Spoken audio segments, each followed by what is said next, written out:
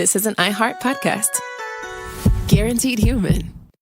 I'm Nick Turturro. You probably know me from NYPD Blue, The Longest Yard, or Spike Lee's Black Klansman. And on my new podcast, Delivering Happiness with Nick Turturro, I deliver pizza to a new guest. I've shared a slice with everyone, from Seth Rollins. What are you doing with my belt? To Bill Burr. I don't think I've ever met somebody so exactly out of their mind as I am. And now, we even have more great guests coming up, including the great John Turturro. It's called Happiness. Delivering Happiness. And many, many more. Open your free iHeartRadio app, search Delivering Happiness with Nick Turturro, and listen now. My first guest is Paris Hilton, Shakira, Luke, and Yerin. Have surprises? Many surprises. Welcome to the Sweet 305 podcast, where the group chat comes to life. What up? You're the only person I know that loves a yellow Starburst. It's lemonade. This is Sweet 305. Here, oversharing is encouraged. Listen to Sweet 305 with Lele Pons on the iHeartRadio app, Apple Podcast, or wherever you get your podcasts. On Raiders of the Lost podcast, we explore cinema like no one else, including huge interviews with stars like Ryan Gosling on Project Hail Mary. It was like the Jaws shark. Didn't always work, came with its own problems. That's what made it great. The cast of Obsession. On set, there was so much magic happening with each scene we were putting together. Deep dives into classics like 2001: A Space Odyssey or Fight Club, plus weekly episodes on all industry news. Listen to Raiders of the Lost podcast on the iHeartRadio app, Apple Podcasts, or wherever you get your podcasts. And for more, follow at Raiders of the Lost podcast and at TikTok Podcast Network on TikTok. Hey, Portlandia fans. Carrie Brownstein and Fred Armisen here. The dream of the 90s is alive in podcast form. We're launching Podlandia, AO Rewatch, our brand new podcast where we revisit every episode of Portlandia together, breaking down sketches, going deep on our iconic characters, and pulling back the curtain on how it all got made. And we'll also be joined by the people who helped bring it all to life. Guest stars, collaborators, and friends, including director Jonathan Kreisel, the mayor himself, Kyle MacLachlan, legendary musician Amy Mann, and many more. Kyle is going for it here. You fully improvised not just words, but a song. Well, I thought you were all going to write a song. I remember you thinking that. Listen to Podlandia, AO Rewatch on the iHeartRadio app, Apple Podcasts, or wherever you get your podcasts. It is time for today's Strawberry Letter, and if you need advice on relationships, work, sex, parenting, and more, please, baby, please submit your Strawberry Letter to steveharveyfm.com by clicking Submit Strawberry Letter. We could be reading your letter live on the air, just like we're going to read this one right here, right now, and you never know, this one could be yours. It could be yours. Buckle up and hold on tight. We got it for you. Here it is. Strawberry Letter. All right, nephew, thank you. Subject, I need to move out of their house. Dear Stephen Shirley, my husband's first wife died 8 years ago, and I met him 2 years ago. He's a sweetheart of a man, and he is a loving father to his two daughters, ages 17 and 14. When he introduced me to the girls, I fell in love because they were polite and well-mannered. They told me that they were happy that their father was dating me, and that I must be special because he has never introduced them to a woman. That was in the beginning. In less than 3 months, they had stopped speaking to me whenever I went to their house. If I cooked for their father, they wouldn't eat.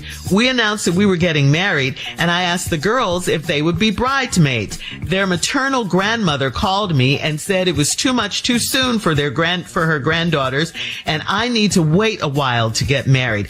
I told her with all due respect that we're getting married because their dad deserves happiness again. The daughters came to the wedding but chose not to wear pink like everyone else. I moved in with my husband, and it's been very tense. The girls don't try to hide their feelings and openly say negative things and compare me to their mother. I would love for my husband to correct them or come to my defense, but he won't say anything. I understand how he's in the middle, so I suggested we move to a new home. He said we can't move because of the girls' school. He caters matters to them. I feel like he's chosen them over our happiness. I need to move out of their house. What do I do? Yeah, this is a mess right here. This is really a mess. So now your husband did all the right things to get you. Now that he has you, he stopped trying. He's wrong. Period. I agree with you 100% that he should come to your defense and say something to these little girls, and especially to the grandmother.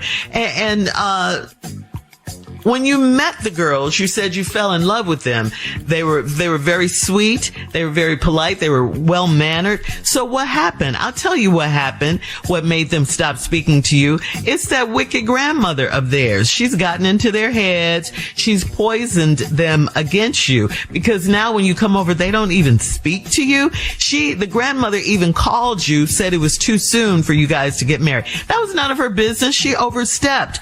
She shoulders a lot of blame for this, but your husband, where is he in all of this? Where is the man in this relationship? Why hasn't he told his daughters he shouldn't even be in the middle of this? Hey, this is my wife and this is how it is. Now you're thinking about moving out of their house? No, this is your house too. And before you make any kind of move, you need to have a conversation with him and let him know exactly how you feel. If not, then, I don't think this marriage is going to work.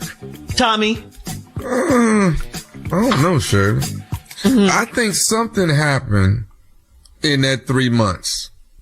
I think after moving in, something happened. Something ain't go right. Because these girls liked you at first. So something took a spin somewhere where all of a sudden, it takes a lot for somebody to just take a whole 360. Now they don't like you no more. So something happened. Now, Mama Pearl, Miss Pearl don't like you. Let's just get that straight.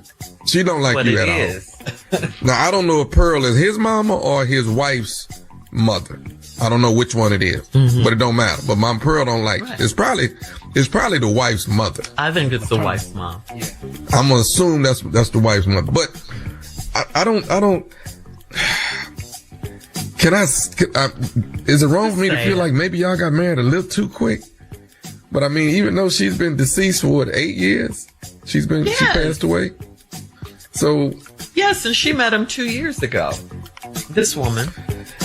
I just don't get it. Something is wrong. Something is wrong with these ladies if they just totally against you now. Cause all of a sudden they was happy for their daddy. Everything was going peachy and cream. It's the grandmother. But then all of a sudden now, they don't care nothing about the wedding. They probably wore black. They showed them where the pink everybody else was wearing. So they just basically rebelled right in front of you. So I don't. I'm telling you, it's the grandmother. But you can't fix it though, Shirley. You can't fix a man with his 2 daughters. He not finna leave them. He not finna not side with those girls. He been with them girls forever. It's not gonna work. This is not gonna work. You need to get out of this. I'm sorry. It's not, you wasted a couple years. That's like, but chalk it up. Get on out and find you somebody else. I think you should leave this relationship. And I don't normally say that. Mm-hmm. She's going to have to if it doesn't get any better. Yeah. It's not going to get any better. It's the mother interfering. It's the grandmother interfering. Because they were fine at first. And the grandmother even called. Old ladies do sometimes. They just, I don't know. Stay out of it. But you're not going to get an older woman to stay out, especially her mama and them her grandbabies. But this all the odds are against you. Ain't nobody in your favor at all. So it's especially her husband, who should be. He ain't the man. He ain't the man he's supposed to be, and he ain't the man you thought he was. No. So check out. I got no jokes for you. Just check out. Sometimes it's all right to just leave. It is. It didn't work out. You ain't got no kids with him. Get your bag and get on out of there. You don't own the house. All her stuff still in the house. All right. We'll have part 2 of our responses to today's Strawberry Letter. I need to move out of their house. Coming up, we'll hear from Junior right after this. You're listening to the Steve Harvey Morning Show. Hey, Portlandia fans. Carrie Brownstein and Fred Armisen here. You know us, or rather you know them. Tony and Candace, Nina and Lance, Spike, and yes, the chicken. We've played a lot of iconic characters over the years, but today we're showing up as ourselves to tell you about Podlandia, AO Rewatch, our brand new podcast. Each week, we'll revisit an episode of Portlandia from the very beginning, breaking down the sketches, exploring the backstories of our most iconic characters, revisiting the Portland locations you know and love, and opening up about our creative process. How did any of this get made? Why do we think that was a good idea? We're ready to talk about it. And we'll also be joined by the people who helped bring it all to life. Guest stars, collaborators, and friends, including director Jonathan Kreisel, the mayor himself, Kyle MacLachlan, legendary musician Amy Mann, and many more. Kyle is going for it here. You fully improvised not just words, but a song, a melody. Well, I thought I thought you were all going to write a song. I remember you thinking that. Listen to Podlandia, Ayo Rewatch on the iHeartRadio app, Apple Podcasts, or wherever you get your podcasts. This is Chelsea Handler from Dear Chelsea. Every week, the news gets worse, the world gets crazier, and Yamanika is here to tell whoever's responsible, you're the problem. If you come over here to play games, I'ma check you, okay? If you do some in the news that don't sound good, I'ma play you. Join Yamanika Saunders as she breaks down the week's most problematic stories on her new podcast, You're the Problem, with Yamanika. Do you know I just found out who Sydney Sweeney was? New episodes weekly every Wednesday as part of my new network, the Dear Chelsea Network. If he got a bunch of women, then I should have a bunch of men. Do better or do less so I don't have to do so much. So join Yamanika each episode as she answers one question. Who's the problem? I'm Yamanika, and I'm out. Listen to You're the Problem with Yamanika on the iHeartRadio app, Apple Podcasts, or wherever you get your podcasts. What's up, fam? I'm sports journalist Ari Chambers. Hey, what's up, y'all? It's your girl, Sam J. And we're the hosts of Everyone Watches Women's Sports, a new podcast from Together and iHeart Women's Sports. Because let's be real, women's sports is giving us way too much to talk about these days. So Kelsey Findler, she became the first female solo rower to go from California to Hawaii. My first thought is just like, what's up with the snacks? Like, what are we eating? The highlights, the rivalries, the breakout stars, the moments that take over your entire timeline. And the conversations that start during the game and somehow keep going all week, every week. We're breaking down the biggest stories across women's sports. Naomi Osaka showing out. She beat Sabalenka. Shout out to you, Naomi. You get the palm, Naomi. You get the palm for that. Because we're not just interested in what happened. We're interested in why everyone's talking about it. Because everyone watches women's sports. Listen to Everyone Watches Women's Sports on the iHeartRadio app, Apple Podcasts, or wherever you get your podcasts.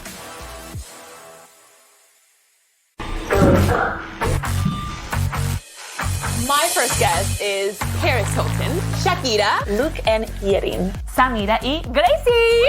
I'm so excited. On the bouncy bed. You have surprises? Many surprises. Welcome to Suite 305, where the group chat comes to life. What up? Es como que una forma de decir como, hola amiga, hola mejor amiga, hola hermana. What up? Mira, nunca lo había hablado con nadie. Excepto con mis hijos. Mis hijos sí saben. Sé mi amante. Uf. Punch. Qué increíble. Ya la telenovela. You're the only person I know that loves a yellow starburst. It's lemonade. No hay alguien que te falta, como que tú dices, me gustaría colaborar con esta persona. This is Suite 305. Listen to Suite 305 with Lele Pons as part of My Cultura podcast network on the iHeartRadio app, Apple Podcast, or wherever you get your podcasts. Globe Life Insurance can help you protect the people who matter most with coverage of up to $100,000. Whether you want to cover final expenses, pay off debt, or simply leave something behind for your loved ones, Globe Life makes it simple. Call Globe Life today at 1-800-251-5400 or visit globeliferadio.com to get a free quote. That's 1-800-251-5400 or globeliferadio.com. All right, we're going to recap today's Strawberry Letter. The subject is, I need to move out of their house. A woman wrote in who's married to a guy whose wife died 8 years ago. She met the man 2 years ago. She said he's a sweetheart of a man. He's a loving father. He has 2 daughters who are 17 and 14. He introduced her to the girls. She fell in love with the girls because they were so polite and well-mannered. And they told her that they were happy that she got with their father. He's never introduced a woman to them, and that she must be special. So fast forward to 3 months. That was in the beginning. Then 3 months later, they stopped speaking to her. Whenever she goes over there, if she cooked for their father, they wouldn't eat the meals. So they announced they were getting married. And she wanted the 2 girls, 17 and 14-year-old girls, to be her bridesmaids. Well, the grandmother stepped in, okay? The grandmother stepped in. She called the woman, the fiance, said it was too soon for the granddaughters and she should wait a while until they got married.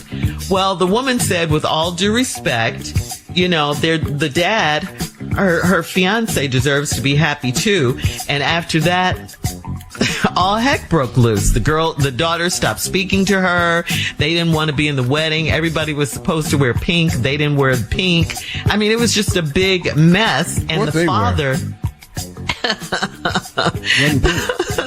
They didn't wear pink. And the father, I think you were right earlier when you said black. They probably wore black or something, red or something like that. But anyway, the father has not come to his wife's defense at all. The girls don't speak to the woman. She's rude. They're rude. All of that. I think it's the grandmother. But anyway, Junior, what do you say? Because she wants to know what to do. She thinks she should just leave. No. What do you think, Junior? No.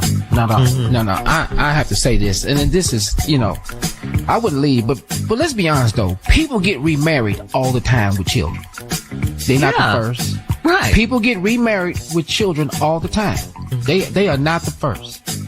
Now, I'm gonna tell you what I think the problem is when the father broke it down to the girls that daddy's about to get remarried. And that could hurt them because their mother has passed on. But the father said, hey, it's been 8 years. I've been dating this woman for 2 years. And I'm just going to let y'all meet her. And then the last 3 months, they get upset. Okay.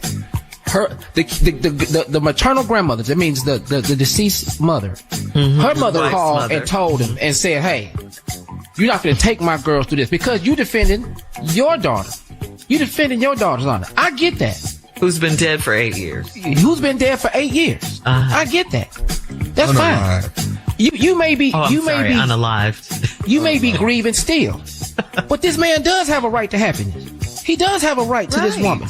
The woman did everything right. She did invite them to be bridesmaids. She did everything she could possibly do. She did say, with all due respect, this man deserves to be happy and he should get married. That's what we plan to do. Now, what happened to the days when kids didn't have rights in houses? What happened to the days when parents say, listen, you may not like this, but this is what happened. I'll give you a perfect example. When my mother got remarried, I didn't know if I really liked this guy. You know what my mama told me? That's not your decision. Yeah, as long as I like him. I love him. Yes. And I'm getting married. And you, son, are going to be there to give me away. Mm-hmm. Now, here I am out in the 5th Ward giving her way up on the pecan tree with a train going by. See, that's what I had to do. What does that have to do with? I'm over in 5th Ward giving her way up on the pecan tree with a train going by. We are gathered here today. Hey, we just standing here, neighbors outside. I had to do this. I had no say so. I didn't want her to marry that man. But so this is personal for you, Junior. Okay, I understand where the kids would feel that way. But at the same time, the parents said, this is what I'm going to do. And then, yes, this is going to be your new stepmother. Now, we can work on the relationship, but right now, we're building the love. This is what we chose to do. This is where she's going to be. Now, I know I'm going to miss my ex-wife too. No, not ex-wife. My what do you call these people now? Widows? Widow. You widow? Mm-hmm. He's a widower. I'm going to miss my first wife too. Mm-hmm. But now I got another chance. And why y'all want to take this from me? Now, I know it's women, and yeah, Tommy, you're right. It is his daughters. It's kind of hard with fathers and daughters. When you got another woman that ain't your mama, that's going to be hard. But he chose love, and I think he has a right to that. He has a right. And I'm sorry. I don't think you should go nowhere. You should build with that man however y'all feel. Now, if y'all decide to move into another house to make the kids feel fun, y'all can have that one. We gonna move over here. But we gonna be together wherever we go. That's all. They can just have the house, though, at 17 and 14. Well, hey, you don't like my wife? But you try paying these bills, for the love, though. He's not standing up. That's the problem. The grandmother is too involved in this situation. I believe she's the one that got into these girls' heads and poisoned them because they were so sweet and kind at first. I just believe that, you know, look because what your wife did, though. Your wife said, "Don't worry about it, baby. I'm gonna take care of these women. I'll talk to them." And you got to let her have that. Yeah, that where's is not her something. husband? Yeah, your mother-in-law. Hey, she'll take care of that. Y'all still love each other. Go ahead. I wouldn't worry about these. Matter of fact, when your mama died, y'all was young. Y'all was 6 and 9. Yeah. Now y'all older now. Absolutely. They don't even remember, a whole lot. It's some things that happen you don't even know nothing about. I don't think she can cook, though, because they ain't eating none of that. I don't think. Because they're mean. Leave your comments on today's Strawberry Letter on Instagram at Steve Harvey FM. And check out the Strawberry Letter podcast on the free iHeartRadio app. Coming up next, it is Junior and Sports Talk right after this. You're listening to the Steve Harvey Morning Show. I'm Nick Turturro. You probably know me from NYPD Blue, The Longest Yard, or Spike Lee's Black Klansman. And on my new podcast, Delivering Happiness with Nick Turturro, I deliver pizza to a new guest. I've shared a slice with everyone, from Seth Rollins. What are you doing with my belt? To Bill Burr. I don't think I've ever met somebody so exactly out of their mind as I am. And now, we even have more great guests coming up, including the great John Turturro. It's called happiness, delivering happiness. And many, many more. Open your free iHeartRadio app, search Delivering Happiness with Nick Turturro, and listen now. On Raiders of the Lost podcast, we explore cinema like no one else, including huge interviews with stars like Ryan Gosling on Project Hail Mary. It was like the Jaws shark. Didn't always work, came with its own problems. That's what made it great. The cast of Obsession. On set, there was so much magic happening with each scene we were putting together. Deep dives into classics like 2001: A Space Odyssey or Fight Club, plus weekly episodes on all industry news. Listen to Raiders of the Lost podcast on the iHeartRadio app, Apple Podcasts, or wherever you get your podcasts. And for more, follow at Raiders of the Lost podcast and at TikTok Podcast Network on TikTok. My first guest is Paris Hilton, Shakira, Luke, and Yerin. Have surprises? Many surprises. Welcome to the Sweet 305 podcast, where the group chat comes to life. What up? You're the only person I know that loves a yellow Starburst. It's lemonade. This is Sweet 305. Here, oversharing is encouraged. Listen to Sweet 305 with Lele Pons on the iHeartRadio app, Apple Podcast, or wherever you get your podcasts.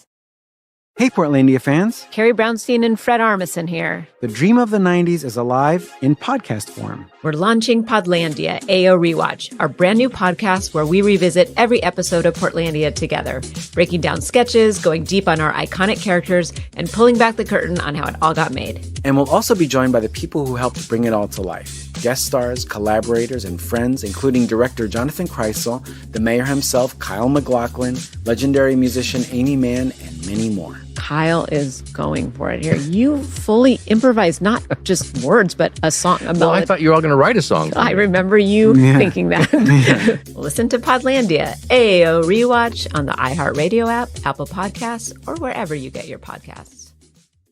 This is an iHeart podcast. Guaranteed human. Summer blockbusters are back. The Odyssey and Spider-Man Brand New Day have taken over cinemas, and Raiders of the Lost podcast has all the coverage you need, including our interview with director Destin Daniel Cretton. What surprised you about Tom Holland? He shows up to every meeting early. He's the first one on set. Aside from learning all of his lines, is also able to memorize everybody's name on set. Download the free iHeartRadio app, search Raiders of the Lost podcast, and listen now. Hey, Hey, Portlandia fans. Carrie Brownstein and Fred Armisen here. The dream of the 90s is alive in podcast form. We're launching Podlandia, AO Rewatch, our brand new podcast where we revisit every episode of Portlandia together, breaking down sketches, going deep on our iconic characters, and pulling back the curtain on how it all got made. And we'll also be joined by the people who helped bring it all to life. Guest stars, collaborators, and friends, including director Jonathan Kreisel, the mayor himself, Kyle MacLachlan, legendary musician Amy Mann, and many more. Kyle is going for it here. You fully improvised not just words, but a song. Well, I thought you were all going to write a song. I remember you thinking that. Listen to Podlandia, AO Rewatch on the iHeartRadio app, Apple Podcasts, or wherever you get your podcasts.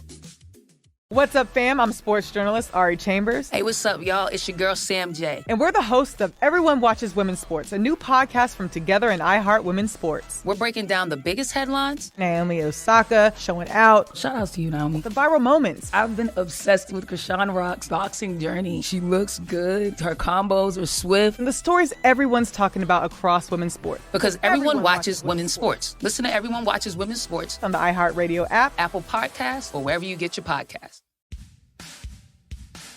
Hey, this is Hayes Davenport. And Sean Clements. We host the podcast Hollywood Handbook. Every episode, we're trying to help our guests improve their careers by mainly focusing on how they can help us improve our careers. The show's famously super accessible, so you can easily jump into any of our 650 episodes and understand what's going on. We recommend some of our recent episodes with Ben Stiller, Danny McBride, Riz Ahmed, and Mary Steenburgen. Listen to Hollywood Handbook on the iHeartRadio app, Apple Podcasts, or wherever you get your podcasts.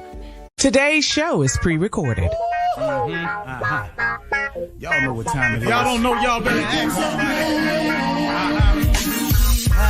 Hat on, suit on, looking like the Dapper Dawn, giving them all dressed like $1 million bucks, things in his cuffs. Y'all tell me who could it be but Steve Harvey? Oh, yeah, everybody listening to me. Put your hands together for Steve Harvey. Put your hands together.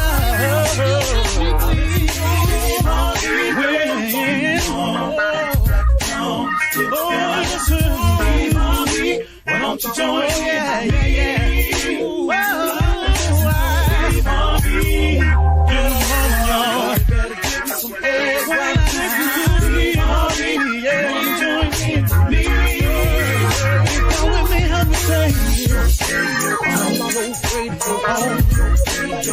You gotta turn it on, turn it on. Steve Harvey in the morning, y'all. Turn it on, turn it on. Steve Harvey in the morning, y'all. Turn your radio on. You gotta turn your radio on.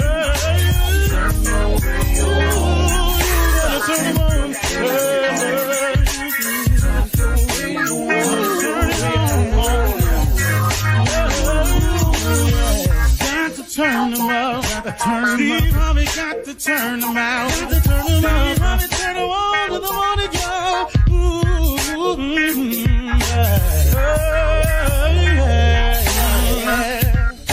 Come on, Steve.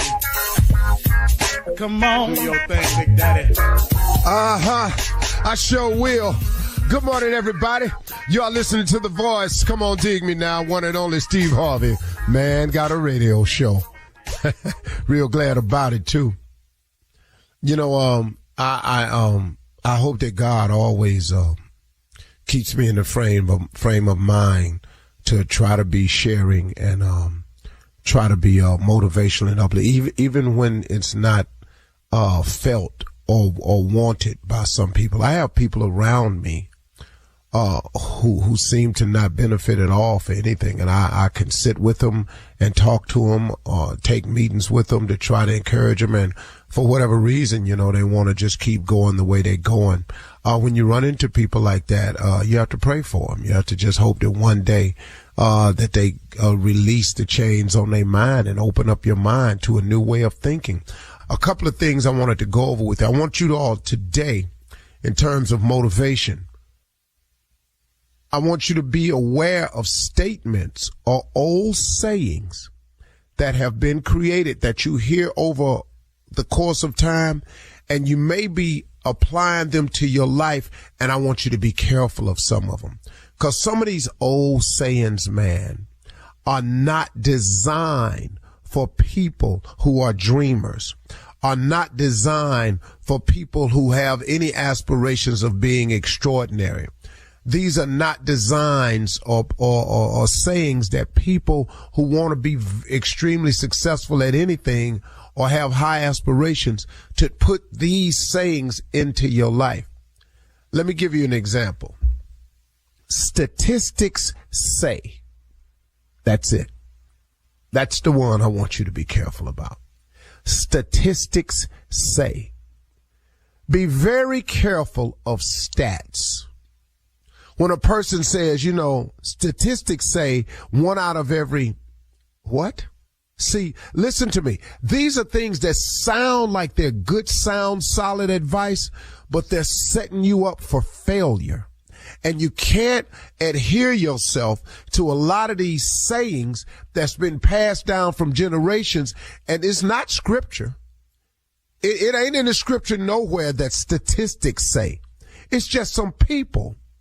And a lot of people who have lost have come up with these sayings to justify why they keep losing or why they lost. When I was first got started in the business, there were more stand-ups around now than it is today, because the comedy boom in 84, 85 was it was gaining a lot of momentum. Comedy clubs, comedy nights everywhere. The statistic that a guy told me, I told him I wanted to be on the Johnny Carson show, the Tonight Show. The guy said 1 out of every 2,000 comedians ever make it to the Tonight Show. Okay. Now, when he told us that, some of the comedians in the room went, well, wow, man, that's rough. Cause a guy had also said that there was approximately 6,000 comedians in the country at that time. I don't know if it was true. I'm just telling you, guy was out there spewing numbers. I have no idea how many it was. But he said 1 in every 2,000 will make it to the Tonight Show. And he let the air out of everybody in the room but me. So every night before I went on stage, I used to do this right here. Ba-da-ba-ba-da, ba-da-da-da-da, ba-da-ba-ba-da, ba-da-da-da-da. That was the Tonight theme song. I was young, opening act, nowhere near Hollywood. I was in Cleveland telling jokes at one-nighters, but that was my thing. Because I was bent and determined that if it's 1 in 2,000, okay, why don't I just be the one? Be careful when people say statistics say, because they are set up for failure if you're going to adhere to them. See, that 1 in so many people win the lottery. But if you don't play the lottery, you ain't going to be the one to hit. Now, when the dude hits, you go, wow, he was lucky, but he played. Here's another one. Maybe it's not meant to be. All right, let's go one step further. I guess it wasn't the Lord's will. Don't you dare blame God for something you may have not done yourself. Because you didn't get the proper education, because you didn't do the things you were supposed to do, because you didn't stay to the task, because you quit, turned around and went the other way. Now, maybe it wasn't the Lord's will. These are all statements that sound like sound advice, but they ain't all the time got nothing to do with you. Stop letting these old fogey sayings get in your way of what can happen in your life. Don't put all your eggs in one basket. Why? Who came up with this? Who came up with this? If you don't pour all your efforts into one thing, how are you going to be great at that one thing? If Kobe Bryant, Michael Jordan, Magic Johnson, Larry Bird had not played basketball sun up to sundown, Magic Johnson didn't go to Michigan to get an education. Larry Bird ain't go to Indiana to get an education. These cats was balling. Michael Jordan didn't go to North Carolina to get an education. They went to play ball. They went to do one thing. Tiger Woods didn't go to Stanford to get an education. He went to play golf. Soon as he got good enough, he gone. These is guys that put all their eggs in one basket. See, what's cool with putting all your eggs in one basket is you now can maximize your effort and laser beam what you're doing. Your problem is all you got to do is make sure what is your basket made out of. If your basket is made out of faith, hope, hard work, and belief, then guess what? That's a good basket. I'm dumping all mine in it. Because ever since I was a young dude, I've been telling jokes. One thing only. Even when it got ugly and I was living in a car, I never quit telling them jokes, man. I just kept believing that them jokes was going to pay me one day. And I'd be doggone if it didn't. I ain't take no time off, go work at the Walmart, get me a job, go back to Ford and beg for my job back. Hey, man, put all your eggs in a basket. Just make sure that your basket is made up of faith, hope, belief, hard work. Your basket woven by God, what you tripping for? You're defeating yourself. Where is your faith? Where is your belief? Where is your trust? At one point in time, you got to believe that God can do what he say he gonna do. Cause he done it for others. He'll most certainly do it for you. Be careful of these sayings that's out here, that's aligned by losers and people to justify why they are not succeeding. Don't apply this stuff to your life and it ain't got nothing to do with you. You gonna mess yourself up. All right? Okay. You're listening to the Steve Harvey Morning Show. Ladies and gentlemen, let me have your undivided attention, please. You are listening to the Steve Harvey Morning Show. Ain't nothing like it nowhere. It's okay, though. It's all good. God is good. God is in the blessing business. God is a healer. God is a deliverer. We got a lot of sick people on this show that God done brought through, including myself. And I say that because I'm in that group. I have faced some health challenges, and the Lord has brought me through. Shirley has had some health challenges. You know, Junior has health challenges. Tommy had health challenges. Carla has put some health challenges on some people. So, you know, we just a group of... Whatever. Yeah. Several people in her past and had to go into the hospital and seek therapy and all kinds of stuff. Yeah.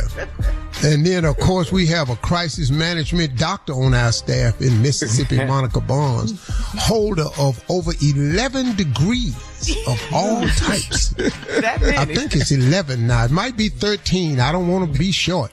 Most of it is in mental illness, and we have been nothing but a large case for her over the years. So this show is full of people who have been seeing the power and the grace and mercy of God. And we invite you to know that God is in the delivery business. Just know that. All right, y'all, keep your head up out there. Steve Harvey Morning Show, Shirley Strawberry, Carla Farrell, Mississippi Monica Jr., the comeback kid, and the legend that is nephew Tommy. Junior, I didn't wear my hat today, man. I forgot. I'm still supporting you, though. I appreciate it. Appreciate it. Thank you, Unc, do you think it's possible, Unc, you come back and do stand-up one last time? If not stand-up, Unc, just do storytelling. Just tell these stories. Could you please tell these stories that nobody's ever heard? Well, see, that'll be in the light of Bill Cosby, because Bill Cosby was really, man, the greatest storyteller of I've ever seen. No, I don't know, Junior. If I come back, I don't know. It's been too long. And, you know, I wouldn't want to come back and do nothing embarrassing because I left out on top.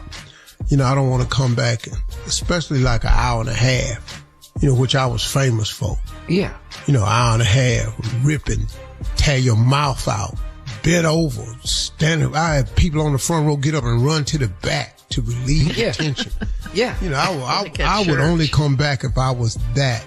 Because, you know, man, like, I watched Earl Spence, the fighter, come back. He had been off for 3 years after he lost to Bud Crawford. Great guy, man. I really, really love Earl Spencer, man. I think he's got the right attitude. But after he got beaten this last fight, he knew it was it for him. He said, hey, man, I just wanted to see you, but it's over for me. I'm going to hang it up. But what a great career he had. But he came back after 3 years. I've been out of comedy. I've been out of stand-up for a long time, man. Even though I stand up and still tell jokes on TV and all like that, it's still a little bit different animal. So, and on this show. Yeah, on this show. Yeah, I might come out and make a couple spot appearances, walk out on stage, some surprises with some boys. But I've been saying that since I retired. They ain't went out there yet. For him all yeah, Tommy don't want that though. That's all you just said. Now Tommy don't want it. Yeah, I might not be what I ain't, but I got a hell of a vibe though. Woo. All right, thank you guys. Coming up at 32 minutes after the hour. Speaking of Tommy, he's going to run that prank back right after this. You're listening to the Steve Harvey Morning Show. Spending time outdoors, and let's talk about skin cancer. Non-melanoma skin cancers, or NMSCs, including basal cell carcinoma and cutaneous squamous cell carcinoma, are the most common cancers in the U.S. and can become harder to treat if left undetected. That's why sun protection and timely detection matter. Our sponsor, Regeneron, is raising awareness about advanced NMSCs. Learn more and take the pledge to see a dermatologist annually at letsgetrealaboutSkinCancer.com.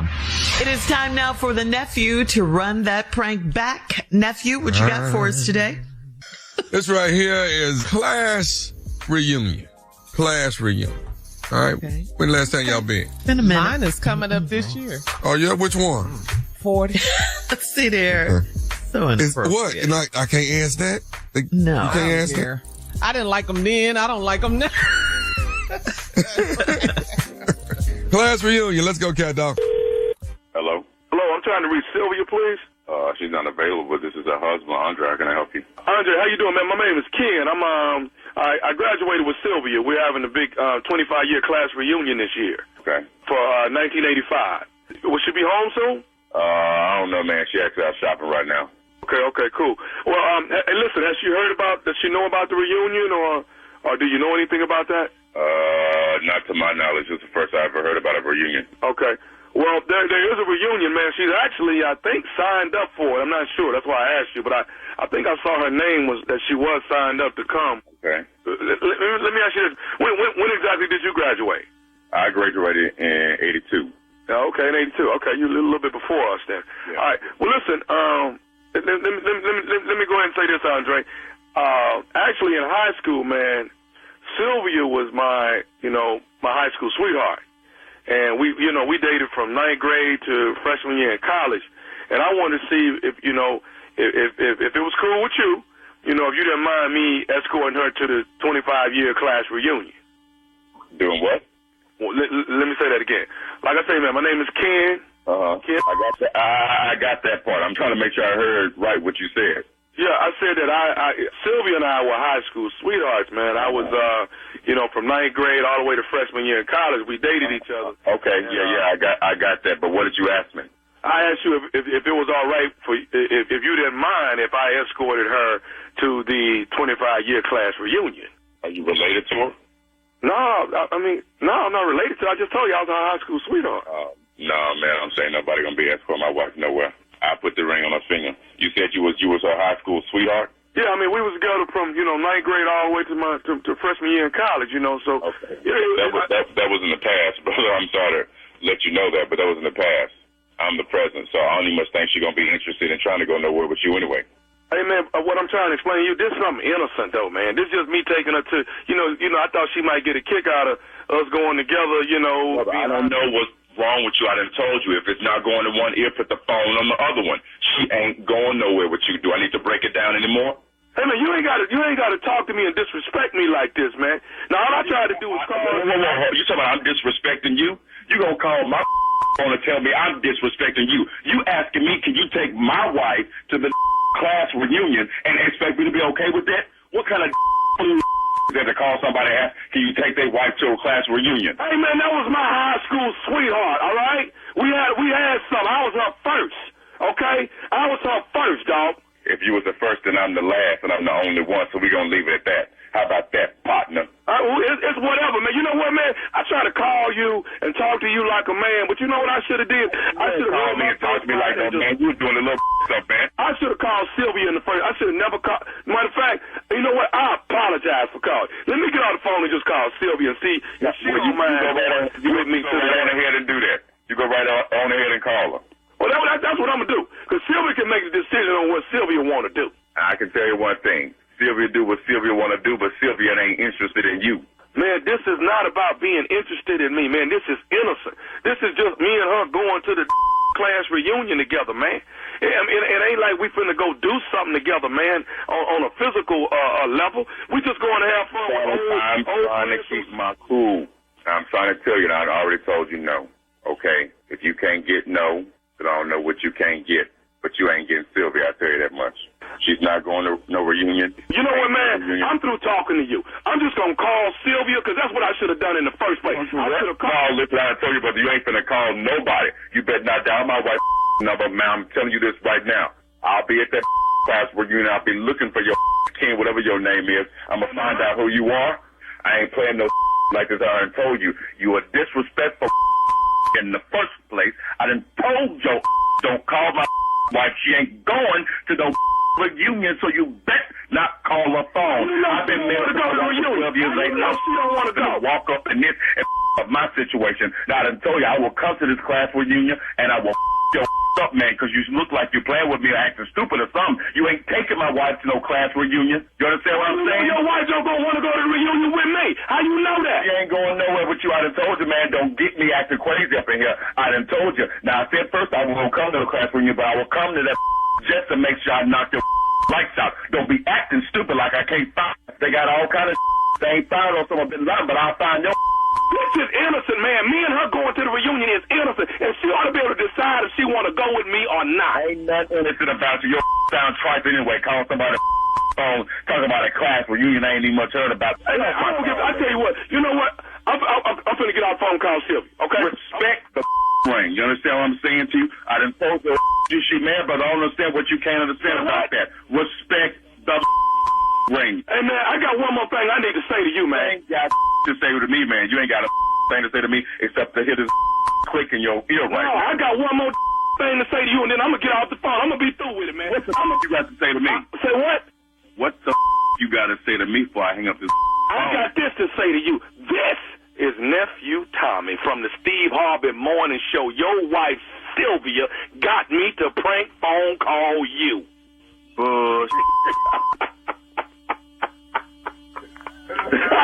Are you for real? I'm serious, man. I'm serious. Oh, man, I'm over here sweating and everything, man. Just mad. Oh, this is a joke, dog. You all right? I'm gonna be all right in about an hour or two. That's okay. That's cool. All right. Y'all got me. Well, I guess this is a good time to tell you the class reunion is coming up. I guess ain't no class reunion, huh? No, there is a class reunion. You need to get ready because you going. Yeah, I'll be making sure if there is one, I'll definitely be there.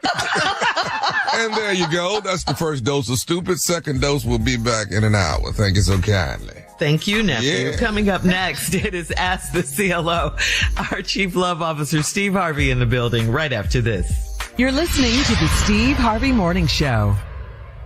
What's up, fam? I'm sports journalist Ari Chambers. Hey, what's up, y'all? It's your girl, Sam J. And we're the hosts of Everyone Watches Women's Sports, a new podcast from Together and iHeart Women's Sports. Because let's be real, women's sports is giving us way too much to talk about these days. So Kelsey Findler, she became the first female solo rower to go from California to Hawaii. My first thought is just like, what's up with the snacks? Like, what are we eating? The highlights, the rivalries, the breakout stars, the moments that take over your entire timeline. And the conversations that start during the game and somehow keep going all week, every week. We're breaking down the biggest stories across women's sports. Naomi Osaka showing out. She beat Sabalenka. Shout out to you, Naomi. You get the palm, Naomi. You get the palm for that. Because we're not just interested in what happened. We're interested in why everyone's talking about it. Because everyone watches women's sports. Listen to Everyone Watches Women's Sports on the iHeartRadio app, Apple Podcasts, or wherever you get your podcasts. Hey, Portlandia fans. Carrie Brownstein and Fred Armisen here. You know us, or rather, you know them. Tony and Candace, Nina and Lance, Spike, and yes, the chicken. We've played a lot of iconic characters over the years, but today we're showing up as ourselves to tell you about Podlandia, AO Rewatch, our brand new podcast. Each week, we'll revisit an episode of Portlandia from the very beginning, breaking down the sketches, exploring the backstories of our most iconic characters, revisiting the Portland locations you know and love, and opening up about our creative process. How did any of this get made? Why do we think that was a good idea? We're ready to talk about it. And we'll also be joined by the people who helped bring it all to life. Guest stars, collaborators, and friends, including director Jonathan Kreisel, the mayor himself, Kyle MacLachlan, legendary musician Amy Mann, and many more. Kyle is going for it here. You fully improvised not just words, but a song, a melody. Well, I thought he was going to write. I thought you were all going to write a song. I remember you thinking that. Listen to Podlandia, Ayo Rewatch on the iHeartRadio app, Apple Podcasts, or wherever you get your podcasts.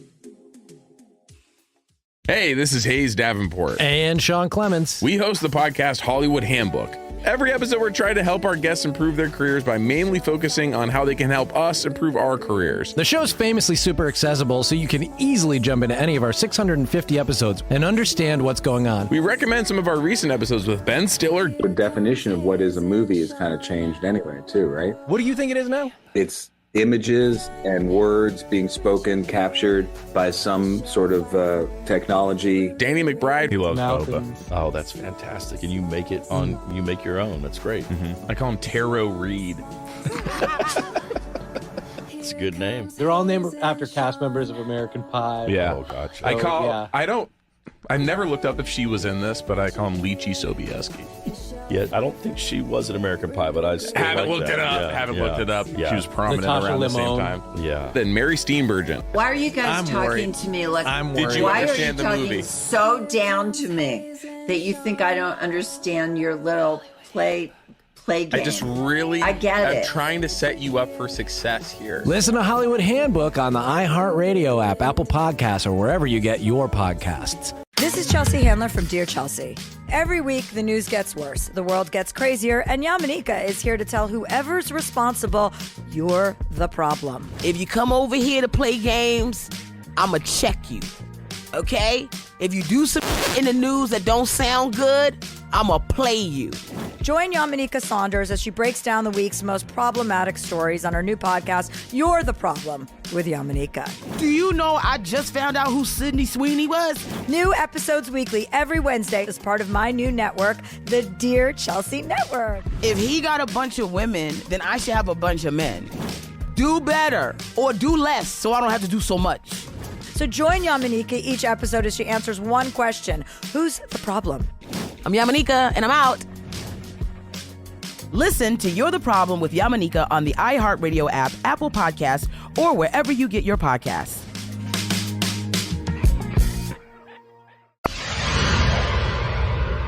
Do you ever notice your floors still look dirty even after you mop? Power Mop gives you a deeper clean you can see and feel. Unlike stream mops, Swiffer Power Mop absorbs more dirt and locks it away even in hard-to-reach places like behind the toilet. The new micro scrubbers deliver thousands of tiny deep cleaning actions for results that look, smell, and feel clean. No more dirty floors. Try the Swiffer Power Mop. Love it or your money back. Coming up at the top of the hour in entertainment and trending headline news, Keke Palmer will be the next host on The Voice. Sports commentator Kenny Smith is married, and She's doing really well. Yeah, she's such a great personality. Sports commentator Kenny Smith is married, and in trending headline news, Christine Wansley, Nolan Wells' mother, tells critics on social media to, quote, unfriend, unfollow, or block her if they oppose her fight for answers. We will talk about all of these stories at the top of the hour, but right now it is time to ask the CLO, our Chief Love Officer, Steve Harvey. All right, here we go, CLO. Aaron in Knoxville writes, my girlfriend moved in and we were clearing out drawers to make room for her stuff when she found a box of condoms. I told her that I bought them 2 years ago for her. That's the truth, but she doesn't believe me. Should I lie to her next time? Absolutely. See, you could have saved yourself a whole lot of pain. He said absolutely. Now, yeah. Yeah, he said, should I have lied to her? Yeah, you see what the truth got you? Next time. Now, I don't know what lie you would tell, because that sounded like a great lie right there. Matter of fact, when you said it, I thought you was lying. But he said that's the truth. So now that you done told the truth, now you understand why we lie. Because I am telling you, no, ladies, you don't want the truth. He told her the truth. How can you tell ladies 2 what they years want? ago. Listen, I'm just told you. Look at y'all's reaction. He just told you what he bought them for. You don't believe it. So now his question is, should I lie next time? My answer is, yeah. Because he told the truth, and you see where it got him. Got him nothing. Got him nothing but pain. A whole box of condoms. They've been together, it was over 2 years. How ain't used a box? Well, he didn't use them. Then they found the box. They expired, to be honest. In drawers. Yeah, when they were cleaning out his drawers. Man, I used to run. What happened? You're gonna go and say it, huh? Yeah. All right, you know you it's better bad lie. when you have to filter yourself. Yeah, you better lie right there. All right, moving on. Get the lion. Moving on to Liz in Pine Bluff. Liz writes, my husband has mild bladder leakage while he is asleep, and he refuses to sleep in undergarments to absorb the leakage. It's getting to the point where our bed smells like a urinal. Ew, and I can't sleep in that bed. Why is he too proud to wear a diaper? You know, they got them new ones out. Prime got them new gold Pampers. Gold Depends. Prime got a whole new selection. Oh, the commercial. Yeah, Deion Sanders. You know what? I'm gonna buy me some and just stand there and go. See how they feel. Yeah. You're not a baby. Just see how hey, they man, work. now, you know, there are certain surgeries that they'll tell you to wear them if you have a certain surgery. Like a vasectomy? A vasectomy. Vasectomy. They're going to be right in there. You can't have nothing on. What do you think? Well, you what said think certain surgeries. I'm trying to... I'm trying to find sometimes, out. You know, like Shirley, what? see, I be trying not to. So let me just comment on this one right here. That's a great question, Shirley. Thank you. I just want to know Why would the you not answer. be able to wear a pamper or a Depend diaper when you get a vasectomy? Why? I Why don't would know. you not? I've never had one. I don't know. Just like you've never had a baby. Same thing. And you always go to that. You always come back every time. But you it's ain't never had no baby. And it's I ain't said I could. Yeah. And what you is never the will. problem? I just asked the question. But I found out what it would feel like from Joan Rivers one time.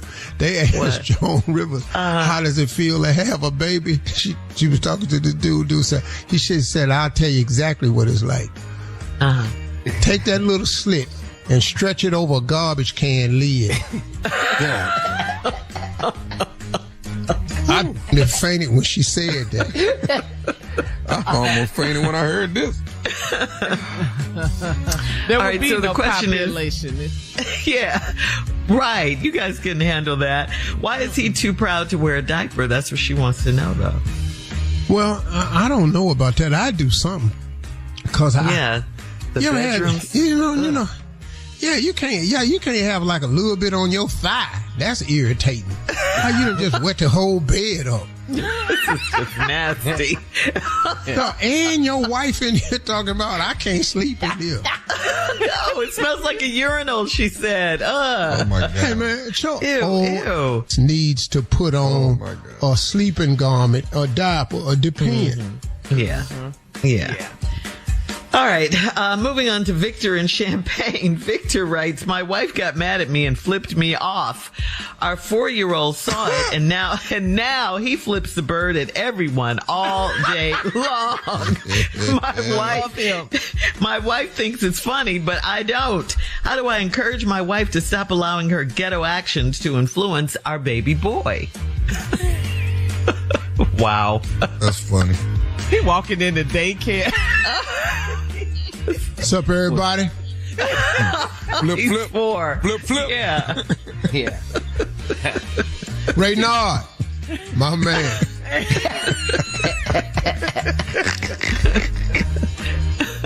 So what should? Yeah. What should? So, little Rena, you didn't like my Valentine card, huh? Here you go. Flip, flip. Hey, teacher, I ain't got no apple for you, but take this with you. Oh my goodness. You about to be in timeout, buddy. For sure. Yeah. But he saw his mom do it, and kids do what they see their parents do a lot of the They're time. sponges. They've just absorbed. Yep. All right, last one, Well, Steve. you can teach your 4-year-old right now before it gets out of hand. You can teach him that. Yeah. That comes with consequences. Yes. But it seems like the wife is the one with the problem, doing it in front of the 4-year-old. She All don't right. care. She think it's funny. That's cute. No, ma'am. All right. Last one. This is from Sandra in Myrtle Beach. Sandra writes, I'm ready for my grandkids to go home because I've had them for almost 2 months. When my kids were young, I sent them to my parents' house for only 1 week, not the whole summer. I feel like my daughter is taking advantage of me. How do I stop this from happening again next summer? 2 months. You ain't gonna like my she's had. suggestion. So, do you want to? Unless you want to do another question, because you're not gonna like my answer. This is the last Go one. ahead. Yeah, let's go ahead. Let's hear what this is. Last one. Go ahead. Well, when she come to get them, they ain't gonna be there. You're right. We didn't like that. Where they gonna be at? Yeah. They're foster care. Oh my God. You're right. We didn't like it. You're right. That's the only long-term child care solution I've ever heard of. All right. So now your baby's over there at the Peterson's house. You can go over there and fill out the paperwork and see if you can get them back. That concludes Ask the CLO for today. Coming up at the top of the hour, we'll have some entertainment and trending news for you right after this. You're listening to the Steve Harvey Morning Show. Christine Wansley, the mother of Nolan Wells, says her family's fight for answers about her son's death is far from over.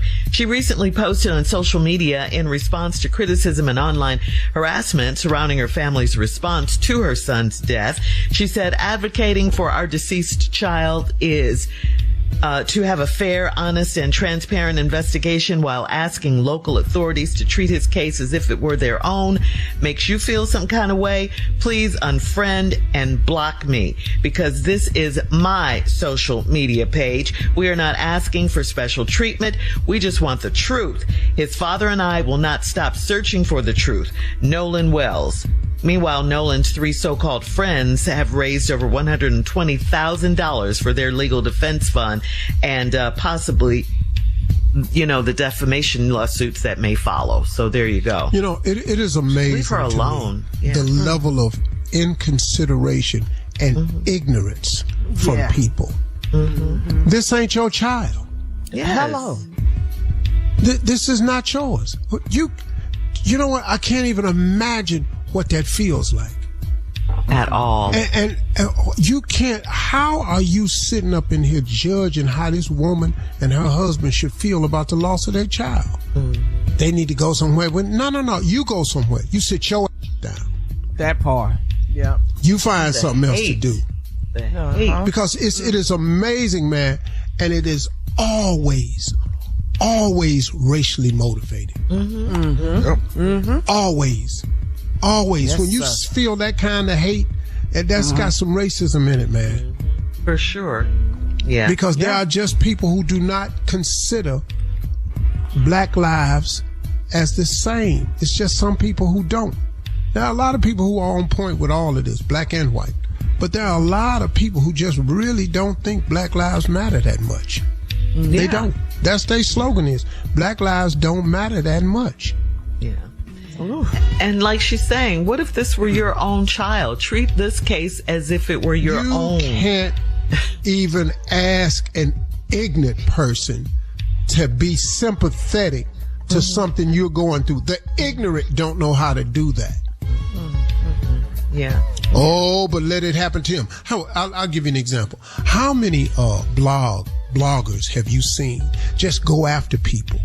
Then when something happened to them, guess what? Please respect our privacy. I need some privacy. Yeah. We need some Then time. they want privacy. No, Keep that same energy. Keep that Yeah, same yeah. energy. Such a double standard. No. Yeah. You don't get that. Yeah. Yeah. Yeah, and can you imagine? I mean, like you said, the hurt she's going through. She's hurt. She's hurt. heartbroken. Yes. She will never be the same. This I is can't not- fathom. I can't fathom my son not being here. Either one of them. I just can't see it. Yeah. I can't. Exactly. Oh man, That's so crazy. unimaginable. My daughter, come on. Can't. It's just- Unthinkable. yeah. Unspeakable amount of grief. Put yourself in her shoes. You can't But do here's- that. But it's also, those are people who don't have children, but it's also people who have children. Yeah. Who it hasn't happened to, telling you how to feel about how you do. Woo! It's like, it's like grief. Yes. My wife recently lost her dad, and it's been really, really taxing, right? But I've lost mine, my mama, my big brother, so I haven't experienced that. But you know what I know? Everybody handle it different. So all I do is I stay present and I show concern. When you want to talk about it, when you need to be held, I'm here for you. Baby, you ought to do this. And you can quit saying that. You ought to do Yes. There was What you nothing mean can you ought say. to do this? No, man. And they think they got an answer. Just let it go. Leave it to God. He in a better place. What? Hey, man, I was at my mama's funeral, right? And people kept coming to, well, she in a better place now. I said to myself, if one more of you More person say that to me, I know. I'm going to bust you in your forehead, man. Because where I thought her better place was up, at the funeral. At the funeral. Say it to me one more time. See what I do to you. And how can you my tell better me they in place- a better place and you ain't been there? How you know? How you just you just saying? Bruh, I wanted her upstairs in her rocking chair watching that TV. That was the better place for me. Yes, sir. So say that conversation when you have it for me. Yeah. But the way they're treating her is just unimaginable, that you could be so low and unfeeling and uncaring and hateful and disgusting. This is horrible, Yeah. But anyway. Y'all better be. Let me be quiet. We stand Wait, with what? the family justice Absolutely. for Nolan Wells. We stand with her and her. I'd be. I ain't waiting on Crump. I'll tell you that right now. I wouldn't be waiting on Crump. Okay. Say we're not waiting on Okay, moving on. Yeah, Shirley. stop. I'm not Please sitting there stop. waiting on Crump. I love Crump. We're gonna switch but I ain't gears waiting here. on him. Gonna switch gears here and say congratulations to Keke Palmer. Keke will replace Carson Daly. Did you realize we've moved on? Tommy still didn't Everybody else realize trying to we move moved on. I'm going by their house. I can tell you that right now. I promise. Yeah. Care nothing about your mama being no Look, judge or look. nothing. I know he's stupid. I know that. Yeah. But I support him this time. You had to qualify that. I'll be off his bandwagon later on today. But right But on now, this subject right now, I'm with him.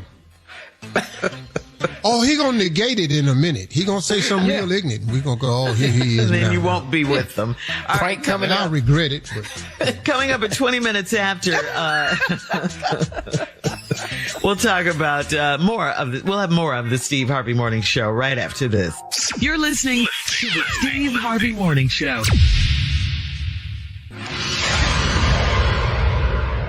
An education is a transformation. Every day, the Thurgood Marshall College Fund transforms lives through scholarships, professional development, and career advancement opportunities. We also connect forward-thinking companies with exceptional HBCU talent through workforce development programs. I'm a proud HBCU graduate, and my experience shaped me into the person I am today. The education, culture, community, and lifelong connections helped me reach my fullest potential. The Thurgood Marshall College Fund Fund is America's largest organization that exclusively represents the HBCU community. If you believe in education, opportunity, and building future leaders, this is where it starts. Join us and be a part of the transformation. Apply, donate, or partner with us today at tmcf.org.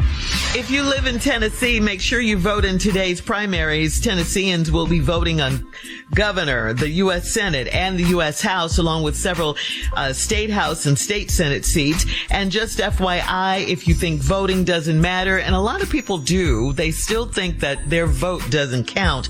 Well, listen to this. In trending national news, Acting Attorney General Todd Blanche told faith leaders on a phone call that he is planning to roll back abortion access in every state. So, senators who vote to confirm Todd Blanche voted for an attorney general who is attacking women's reproductive rights. Okay? Let that sink in for a minute there. There are 88 days until the midterm elections. We need you to vote, please. Well, remember now, they ran on a policy of Make America Great Again, which means to take it back to a time where they were comfortable. And they women ain't been voting for 100 years. Y'all just was allowed to vote. So, they getting it right back. Y'all didn't have no rights back in the day. So they trying to make America great again. And that's one of them. Let's take away your reproductive rights. That's just one of the rights they want back.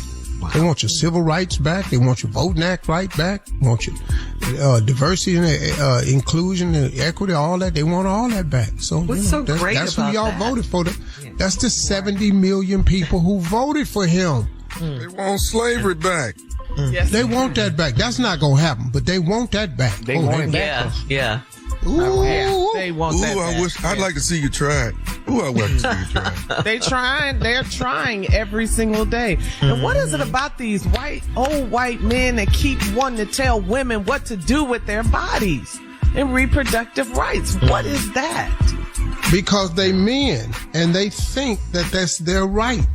You got Carla. You got to make America great again. Come on now. And what is so great about that again? What is so great about that? I missed trying to figure that one out. All this greatness going on. I missed trying to figure that out. Because for them, they were in control. They're still in control. Y'all better get out and vote. Y'all keep thinking it doesn't matter. Now you see, it does. It actually does. Or else they wouldn't be doing all this stuff to try and stop you from voting. All this redistricting and all of this stuff. They wouldn't be doing that so you could not vote. Right. They want you to not vote. Yep. That's what they want. Your vote matters. Yeah. You matter. 88 days until the midterm elections. If you have not registered, please register. Yeah. Stop playing. This is not a game. This is not a drill. This is a real thing. This is your life. This is your life. It is. All right, guys. Thank you. Coming up at 34 minutes after the hour, we're going to talk about Shaq on why he lost his family. We'll talk about that right after this. You're listening to the Steve Harvey Morning Show. What's up, fam? I'm sports journalist Ari Chambers. Hey, what's up, y'all? It's your girl, Sam J. And we're the hosts of Everyone Watches Women's Sports, a new podcast from Together and iHeart Women's Sports. Because let's be real, women's sports is giving us way too much to talk about these days. So Kelsey Findler, she became the first female solo rower to go from California to Hawaii. My first thought is just like, what's up with the snacks? Like, what are we eating? The highlights, the rivalries, the breakout stars, the moments that take over your entire timeline. And the conversations that start during the game and somehow keep going all week, every week.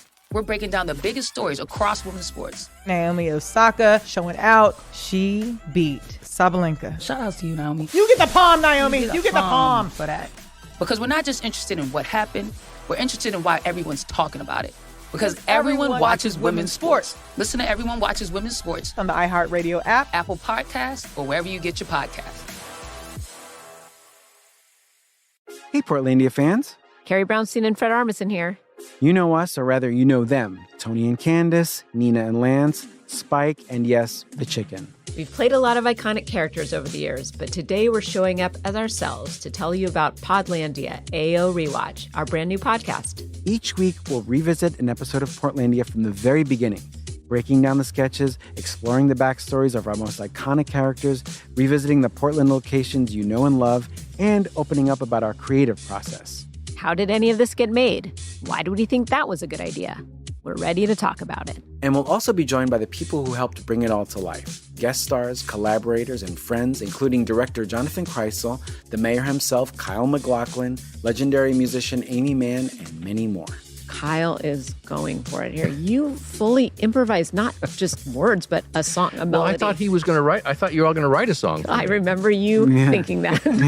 Listen to Podlandia, Ayo Rewatch on the iHeartRadio app, Apple Podcasts, or wherever you get your podcasts. Hey, this is Hayes Davenport. And Sean Clements. We host the podcast Hollywood Handbook. Every episode, we're trying to help our guests improve their careers by mainly focusing on how they can help us improve our careers. The show's famously super accessible, so you can easily jump into any of our 650 episodes and understand what's going on. We recommend some of our recent episodes with Ben Stiller. The definition of what is a movie has kind of changed anyway, too, right? What do you think it is now? It's images and words being spoken, captured by some sort of technology. Danny McBride. He loves Malcolm. boba. Oh, that's fantastic. And you make it on, you make your own. That's great. I call him Taro Reed. It's a good name. They're all named after cast members of American Pie. Yeah. Oh, gotcha. I never looked up if she was in this, but I call him Lychee Sobieski. Yeah, I don't think she was in American Pie, but I still Haven't like looked that. it up. Yeah, Haven't yeah, looked it up. Yeah. She was prominent Natasha around the same Limon. time. Yeah. Then Mary Steenburgen. Why are you guys I'm talking worried. to me like? I'm Did worried. you Why are you understand the talking movie? so down to me that you think I don't understand your little play game? I just really, I get I'm it. trying to set you up for success here. Listen to Hollywood Handbook on the iHeartRadio app, Apple Podcasts, or wherever you get your podcasts. This is Chelsea Handler from Dear Chelsea. Every week, the news gets worse, the world gets crazier, and Yamanika is here to tell whoever's responsible, you're the problem. If you come over here to play games, I'ma check you. Okay? If you do some in the news that don't sound good, I'ma play you. Join Yamanika Saunders as she breaks down the week's most problematic stories on her new podcast, You're the Problem, with Yamanika. Do you know I just found out who Sydney Sweeney was? New episodes weekly every Wednesday as part of my new network, the Dear Chelsea Network. If he got a bunch of women, then I should have a bunch of men. Do better or do less so I don't have to do so much. So join Yamanika each episode as she answers one question. Who's the problem? I'm Yamanika, and I'm out. Listen to You're the Problem with Yamanika on the iHeartRadio app, Apple Podcasts, or wherever you get your podcasts.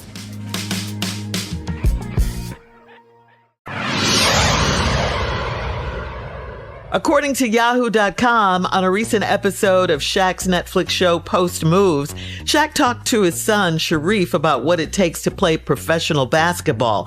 Shaq said, quote, "Are you ready to live that life? If you want to be great, my man, you got to sacrifice everything. I've lost a family trying to be great." In the past, Shaq admitted his regrets and his role in his divorce from his ex-wife, Shawnee. So, he's trying to make sure his son is about that life or, wants to be about that life. So here's the question, guys. Do you agree with Shaq? Is sacrificing all or some aspects of your career part of the answer to family challenges? Well, I'm going to say this. I saw that and I almost called Shaq because I know exactly what that's like because, You had to sacrifice? I did it. I lost a family the exact same way because I made a decision at 27 years old with a 27-year-old mindset that I was going to pursue this thing at all costs, and it cost me a family. The reason I'm telling you this is because I was talking to a young man recently, and he came to me and he told me he was going to leave his family to pursue his dream. And I told him, I said, my man, if I was you, I would think about that dearly. And so I told him my situation. He said, well, Mr. Harvey, you did it. I said, yeah, I did it, but I should have did it a different way. I said, I should have did it a different way. He said, what way was it? I said, I don't know. But the decision I made at 27 was with a 27-year-old mindset. You asking me now, I would have handled it a little bit differently. I say, but I used the excuse that I wanted to pursue my dream at all costs, and that's what I used. And if I hadn't pursued my dream, I wouldn't be here. I said, but let me explain something to you, though. It's a cost for that. You are going to pay dearly for that decision. Because you can't, as a man, just make a decision. You're going to go pursue your life when your life is tied to other people. Mm-hmm. You can't affect all these people's lives and go on about your business. It doesn't work that way. And it's similar in a way to mom guilt. You've heard that term, mom guilt. You know, mothers who have children and they have to leave the house to go and pursue their careers, and they have to work to take care of their children as well. So it's kind of like what you guys go through, that mom guilt situation that we go through, being at work. I mean, I would imagine it is, you know. Yeah. I would imagine that is everybody. But, you know, Bishop Jake said something one time. He said, in order to get to the next level, everything you go and want is up.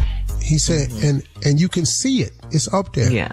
And it's a glass ceiling. He said, but in order to get to the next level, you got to break through the glass ceiling. He said, anytime you break glass, that's going to be bloodshed. Blood. Mm-hmm. And the blood that you said is usually going to be something that you care about deeply. Mm-hmm. That sacrifice. Yeah. How old were you when you first got married? 24. Ooh, that's young. Ah, man, let me tell you something. I shouldn't have been nobody's husband. At 24, right? Who knew it? Boy.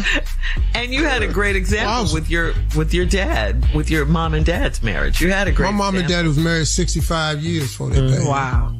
Yeah. So that's what I thought. And then the church influenced me too. Oh, yeah. Yeah. Yeah. It is better to marry than to burn. I'm already on fire, so that would be late for that. Let me go ahead on. I've already, you didn't already have kids. Several. Yeah, you didn't already. But I had fornicated several thousand times by then. Not thousand. Several. Well, not thousand, but a couple hundred.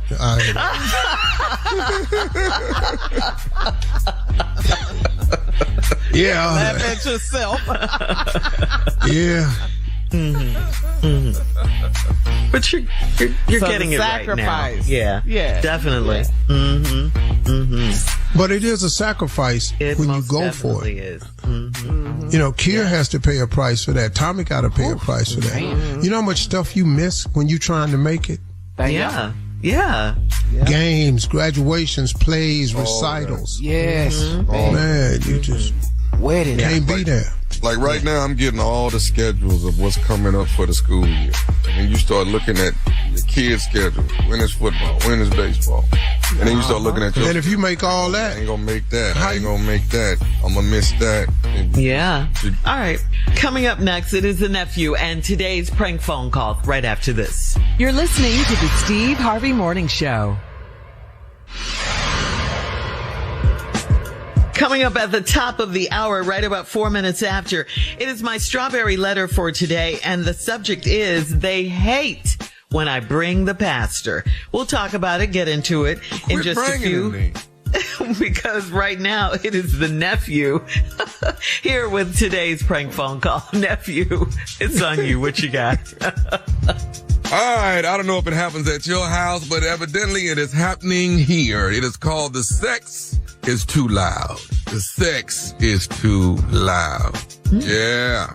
I'm looking at my radio family here on the Zoom. I'm trying to figure out which one of y'all probably too loud. Which one of y'all? Junior, you sound like you look. Yeah, I know you be hitting a high note up in there, don't you, Junior?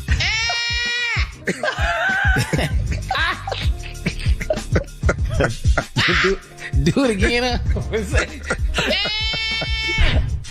do the trash what talking. What is that? Just do the trash talking. Baby. They want you to do that now. Spank. Don't you think his voice would be a little lower then, though? Me. Treat me like trash. Come on. Treat me like trash. Say it. What's my name? Treat me like trash.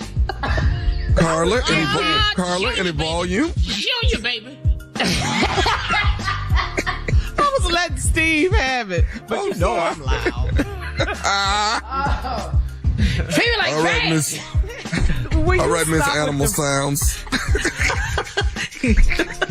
I'm celibate right now. Thank you very much. What? But when you weren't. Where they do that at? In my house. All right, let's go. Let's get to it. The sex is too loud. It's too loud. Let's go, cat dog. Hello. Hello, I'm trying to reach Cedric. Cedric. You have the wrong number. This is his wife, though. Can I help you? Yes, ma'am. I'm calling you from the front desk here at the Hilton Hotel, and I've called the room a few times, and you guys haven't answered. So we actually went a little further and got the number that's connected with the credit card.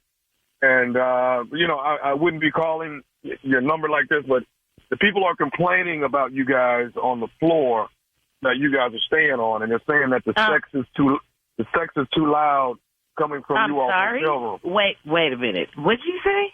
The people on you all's floor are saying that the sex is too loud coming from you and your husband's room. Wait, what the is going on here? I am at home, and that mother is out of town. So, what are you saying to me? Can I get you to hold on for a second? Sure. Some bull. This is his wife on the phone right now. But she said she's at home. That's what she's telling me. She's telling me she's at home. But she's not upstairs. No. She's not upstairs. Evidently in a different city. What am I supposed to say to her? Okay. Ma'am? Yes? Okay, well, I'm sorry. What's your name again? Dominique. Okay. Dominique, you know what? We won't worry about it. We'll fix it. What do you mean don't worry about it? You just called me to tell me that basically my husband is having sex with someone at the hotel, and now you're acting like I'm just supposed to act like this didn't happen? Hello? Yeah. And I did hear you talking in the background. You heard who? I heard you. Okay, hold on. Can you hold on again, please? Where are you at? Which is this? Which hotel is this? Just hold on for a second, man. I didn't hit the mute button. I didn't hit the hold button. No, she heard everything we was talking about. I don't know. What am I supposed to say to her? The guy won't answer the phone, and there's noise coming from the room all day. All right. Hello? Yeah. Okay, Dominique, Miss Dominique, I want to apologize. We thought we were calling the number. Apology is not going to do it. I can solve the problem for you. What's your address? Tell me your address. I'm not at liberty to give that information. This is some real bull. Can you put your manager on the phone or something? My manager's actually in a meeting right now. I don't. Ms. Dominique, I just want to say I truly apologize. I thought I was calling the person that was in the room. I'm really you know sorry. What? I don't know what to say. There is nothing to say unless you're going to give me your address right now, so I could be on my way over there. What city are you in? Don't worry about where I'm at. I can get to you and his. You know what? I'm going to call this mother myself, and he better wait. Call. Okay, wait a minute. I can solve your whole situation. Okay, but I'm calling his right now. Okay, but will you wait? Because you're going to mess around. I'm going to lose my job. I don't give a about your job right now. Bro, you told me that my husband is some other in your hotel. Do you think I care? So what's your address so I could be on my way? Okay. Actually, let me just call him. No. My manager coming now. My manager. Oh, now your manager is available. How convenient. Okay. So my manager talk. I don't want to talk to your manager. Okay. I thought you wanted to talk to the manager. I'm pissed off right now. So either you're going to give me your address. Can I put? This is my manager, Tommy. Can I put Tommy on the phone? Sure. Hey, Dominique. Yes. This is Tommy. Okay, Tommy. What's going on? Your worker called me to tell me that my husband was having sex in your hotel too loud. And I asked him his address, and he won't give it to me. And I'm on my way down there, and I'm about to call my husband since he won't answer your call. And I did hear him talking to you in the background. Okay. Well, did you hear who he was talking to? No, I didn't. Okay. He was talking to me, but do you know who I am? No, I don't. And I don't really care. But do you know Tommy at all? Do I know Tommy? No. Do you know Tommy? No. Okay. Do you know nephew Tommy from the Steve Harvey Morning Show? Do you know Are him? you kidding? You asshole. How dare you? That's messed up, Tommy. Oh, my. I'm not your friend right now, Tommy. And I don't like you anymore. I just want you to know that. Oh, come on, Dominique. Come on. That ain't funny. It's not funny, Tommy. It's really not. Okay. All right. I don't want to get off the phone and we're on bad terms now. We got to get back. We got to be on good terms when we get off the phone. Okay? Come on, Dominique. Laugh with me, baby, please. Well, I don't know if you be laughing if somebody called you with this. But okay. I would. You have a sister. Your sister's name is Lydia. Am I right? Yes. Lydia is who got me to prank phone call you, baby. Oh, okay. It's really going down now. I got something for you and her. So let me see you in the streets, Tommy. Okay, let me ask you this, though, before you go. At least give me this. What's the baddest radio show in the land? Come on, let me ask. You know, Steve Harvey and nephew Tommy. You know what, Tommy? You used to be my favorite, but now I'm rolling with Steve. You could kiss my ass. Oh, come on.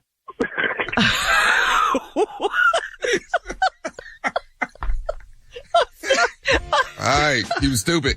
But let's keep it down. Keep the volume down. Keep it down. Keep it down. Shh. You ever had to whisper through They treat me like trash. They treat me like trash. Oh, no, you didn't. Come on, baby. Come on. Treat me like trash. What is that? I don't know. I like that one. I don't know, but it sounds kind of good. What is that? It's so funny. All right, thank you guys. Coming up next, it is my Eat it like a Whataburger. The subject for the strawberry letter for today: they hate when I bring the pastor. That's coming up next, right after this.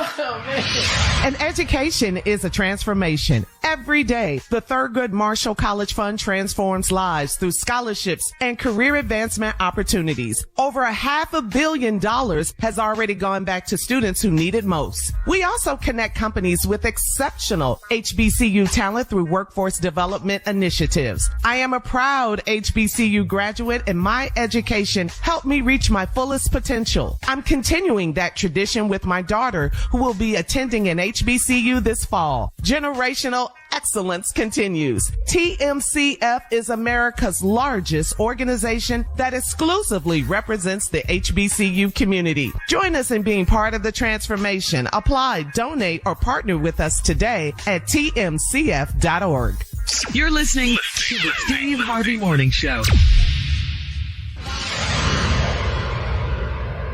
It is time now for today's Strawberry Letter, and if you need advice on relationships, dating, work, sex, parenting, and more, please submit your Strawberry Letter to steveharveyfm.com and click Submit Strawberry Letter. We could be reading your letter live on the air, just like we're going to read this one right here, right now, and you never know, it could be yours. It could be yours. Buckle up and hold on tight. We got it for you. Here it is. Strawberry Letter. Thank you, nephew. Subject: they hate when I bring the pastor. Dear Steve and Shirley, I'm a 53-year-old married woman, and my husband is 57 years old. We have 3 children that live close to us, but they don't visit us like they used to. My husband became a pastor in his 40s, but he was still working full time, so he never got to minister at our church. That all changed last summer, and now it's very difficult to hang out with him. He thinks he's perfect, and he loves to point out everyone else's imperfections. But the man that I married was very different. He was a fast food manager. He smoked weed and cigarettes, and he drank Hennessy. We met at a public pool, and that same day, we locked everybody out of the women's bathroom and had sex for hours. Our friends know that my husband used to be a thug, so they are not fooled by his holy act. They have known my husband all of his life and used to buy weed from him. Now they hate when I bring the pastor around to hang out. He doesn't drink alcohol anymore, and he doesn't listen to secular music. His whole conversation is about salvation, and our friends avoid him. I do feel bad when I see him sitting alone at parties, but I don't want to be around him either. He is a great man, but he needs to loosen up and stop acting like he's never done any wrong. I had to talk with him about judging others and running our friends away, and he said that all he needs to be happy is me and the kids. Me and the kids need a break from him. How do I get him to understand that he's running off all of our friends? Well, I'm sure he understands that when you tell him that, but you do know that you're supposed to change when you give your life over to the Lord, right? And you become a pastor. You do know that. The things you used to do, in his case, selling weed and the thug life and all that, he should leave that behind. He's a pastor now.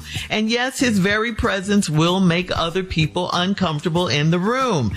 But no one is perfect, and he should try to live a life based on what Jesus would do. Does that mean he should be judging people and pointing out their flaws and imperfections? It does not mean that. But it does mean your husband is on a different path now, and while he should tell people about the good news and how it's changed his life, he doesn't have to cram it down other people's throats every time he sees them and make them, leave the room and stuff. There's a time and place for everything. People will understand him more when they see examples of how, this change, being a Christian, has changed him for the better. You, as his wife, should support him, not get mad at him. So I say talk to him about his new life, about his new self, because you guys need to figure out how this change is affecting your marriage moving forward. And it is affecting your marriage because it's clear that you don't like the new him. Steve? Everything Shirley said is true about becoming a pastor, giving your life to Christ, changing your life, all that. I don't want to go over that. So, cause she did that about as good as you could do it. Everything she said is correct. But here the problem though, we knew you win. And that's the problem he got. You can't keep going to the swimming pool and don't swim. You can't keep going to the swimming pool, don't get in the water. Now, I'm going a different angle. So very good answer, Shirley. Very good. All of it was correct. You're a 53-year-old married and you weren't to your husband. It's 57. You got 3 kids. They don't come by no more. They're tired of you and your husband. He became a pastor in his 40s, but since he worked full time, he never got to minister at our church. That ain't the only reason. A lot of people, pastors, work full time, minister at their church. So that ain't the reason he ain't ministering at the church. He probably can't preach. That's probably the key. Probably. That's what church deacon board didn't heard him stand up and doing a couple of announcements, and they're just not finna give him 40 minutes at their mic to deliver the word. Everybody saved can't be a preacher. See, there ain't nobody, Shirley ain't gonna say that in the letter, but I'm here for you. Everybody saved ain't called. Some people say they pastors and they got called by who? Who called you? All these calls ain't from the Lord. I can tell you that right now. I got the call to go pursue my career, and I had a family. That call wasn't directed just like that, but that's what I thought I heard on when I answered. And guess what? It wasn't the way I should have did it. Everybody called ain't called by God. Now, it changed last summer, and it's difficult to hang out with him because he think he perfect, and he love to point out everybody else's perfections. Well, that ain't your job as a pastor, is to draw people, not to run people off. That's why he ain't ministering at the church, because he got it wrong. You say, but the man you married was very different. He was a fast food manager. He smoked weed and cigarettes, and he drank Hennessy. Y'all met at a public pool, and that same day, we locked everybody out of the women's bathroom and had sex for hours. That's not true. Hours in the women's bathroom, at the public restroom, at the swimming pool. Where was y'all at for hours? It's a sink in there. It's a toilet in there. Where was y'all at for all these hours? Ain't nothing in there comfortable. You thought it was hours. Y'all was in there about maybe for an hour, but not for hours. So ain't nobody knocked on that door, came in. Hey, what's going on in there? I got to pee. Ain't nobody said that. Our friends know that my husband used to be a thug, so they ain't fooled by his holy act. Now, see right there. If you really are saved, then it shouldn't be thought of as an act. We'll get into that when we come back. Hang on, Steve. We'll have part 2 of your response coming up at 23 minutes after the hour. Today's Strawberry Letter subject: they hate when I bring the pastor. We'll get back into it right after this. You're listening to the Steve Harvey Morning Show. What's up, fam? I'm sports journalist Ari Chambers. Hey, what's up, y'all? It's your girl, Sam J. And we're the hosts of Everyone Watches Women's Sports, a new podcast from Together and iHeart Women's Sports. Because let's be real, women's sports is giving us way too much to talk about these days.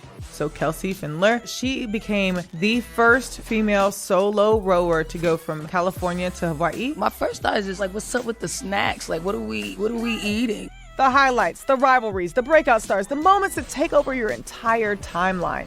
And the conversations that start during the game and somehow keep going all week, every week. We're breaking down the biggest stories across women's sports. Naomi Osaka showing out. She beat Sabalenka. Shout out to you, Naomi. You get the palm, Naomi. You get the palm for that. Because we're not just interested in what happened. We're interested in why everyone's talking about it. Because everyone watches women's sports. Listen to Everyone Watches Women's Sports on the iHeartRadio app, Apple Podcasts, or wherever you get your podcasts. Hey, Portlandia fans. Carrie Brownstein and Fred Armisen here. You know us, or rather, you know them. Tony and Candace, Nina and Lance, Spike, and yes, the chicken. We've played a lot of iconic characters over the years, but today we're showing up as ourselves to tell you about Podlandia, AO Rewatch, our brand new podcast. Each week, we'll revisit an episode of Portlandia from the very beginning, breaking down the sketches, exploring the backstories of our most iconic characters, revisiting the Portland locations you know and love, and opening up about our creative process. How did any of this get made? Why do we think that was a good idea?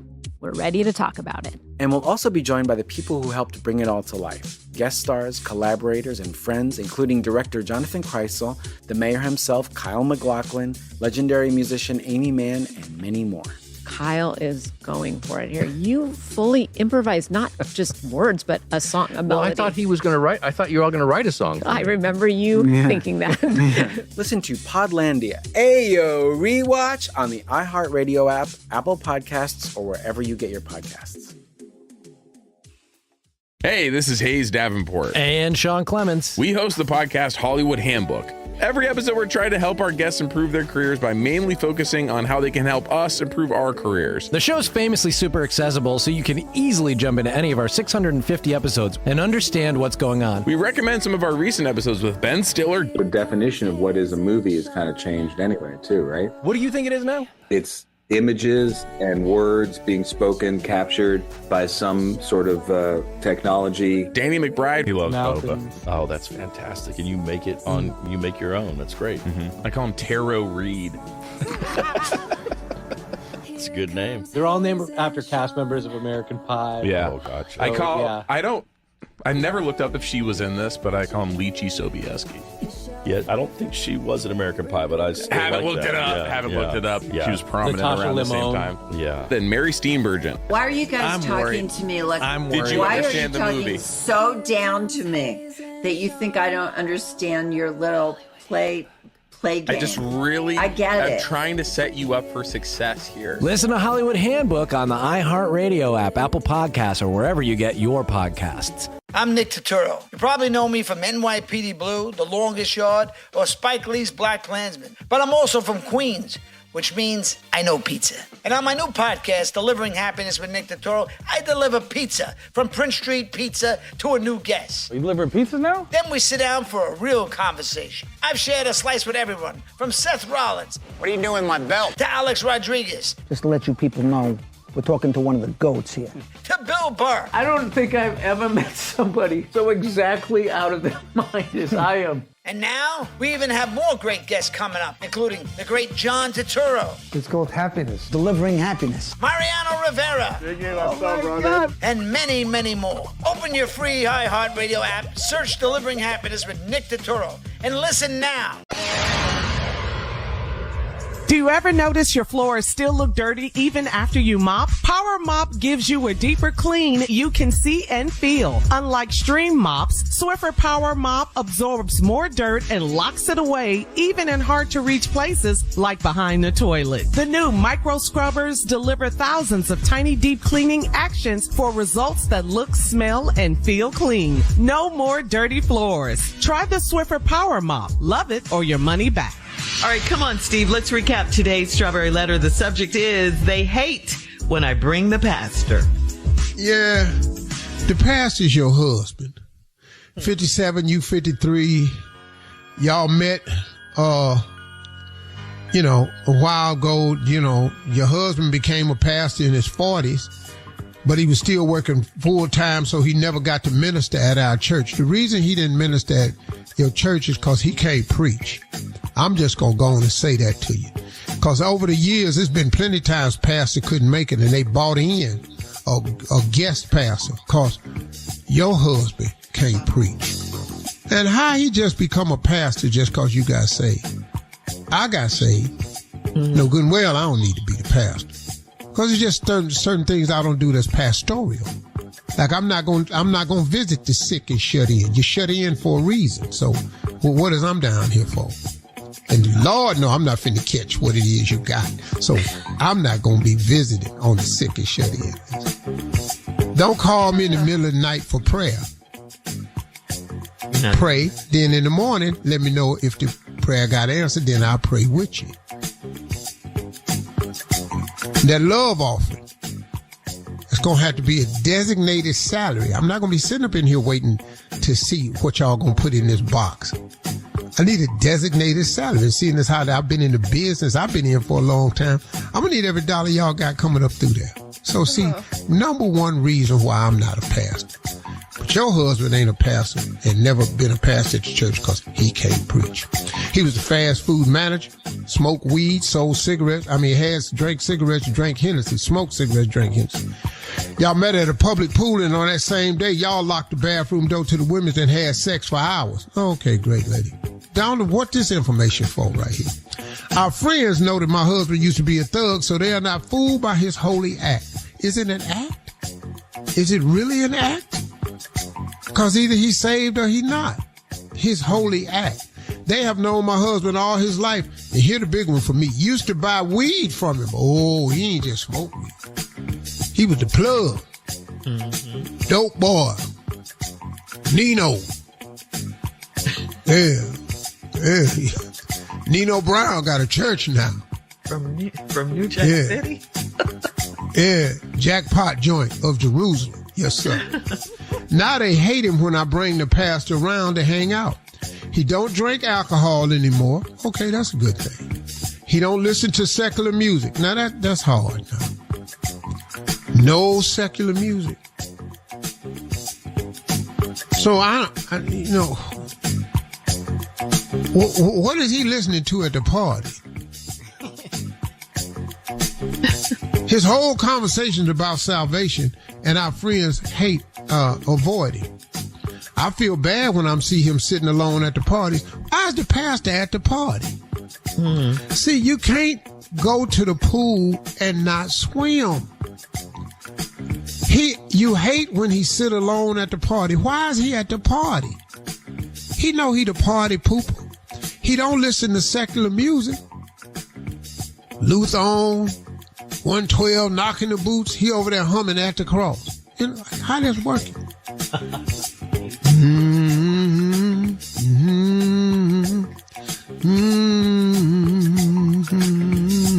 Knocking the boots.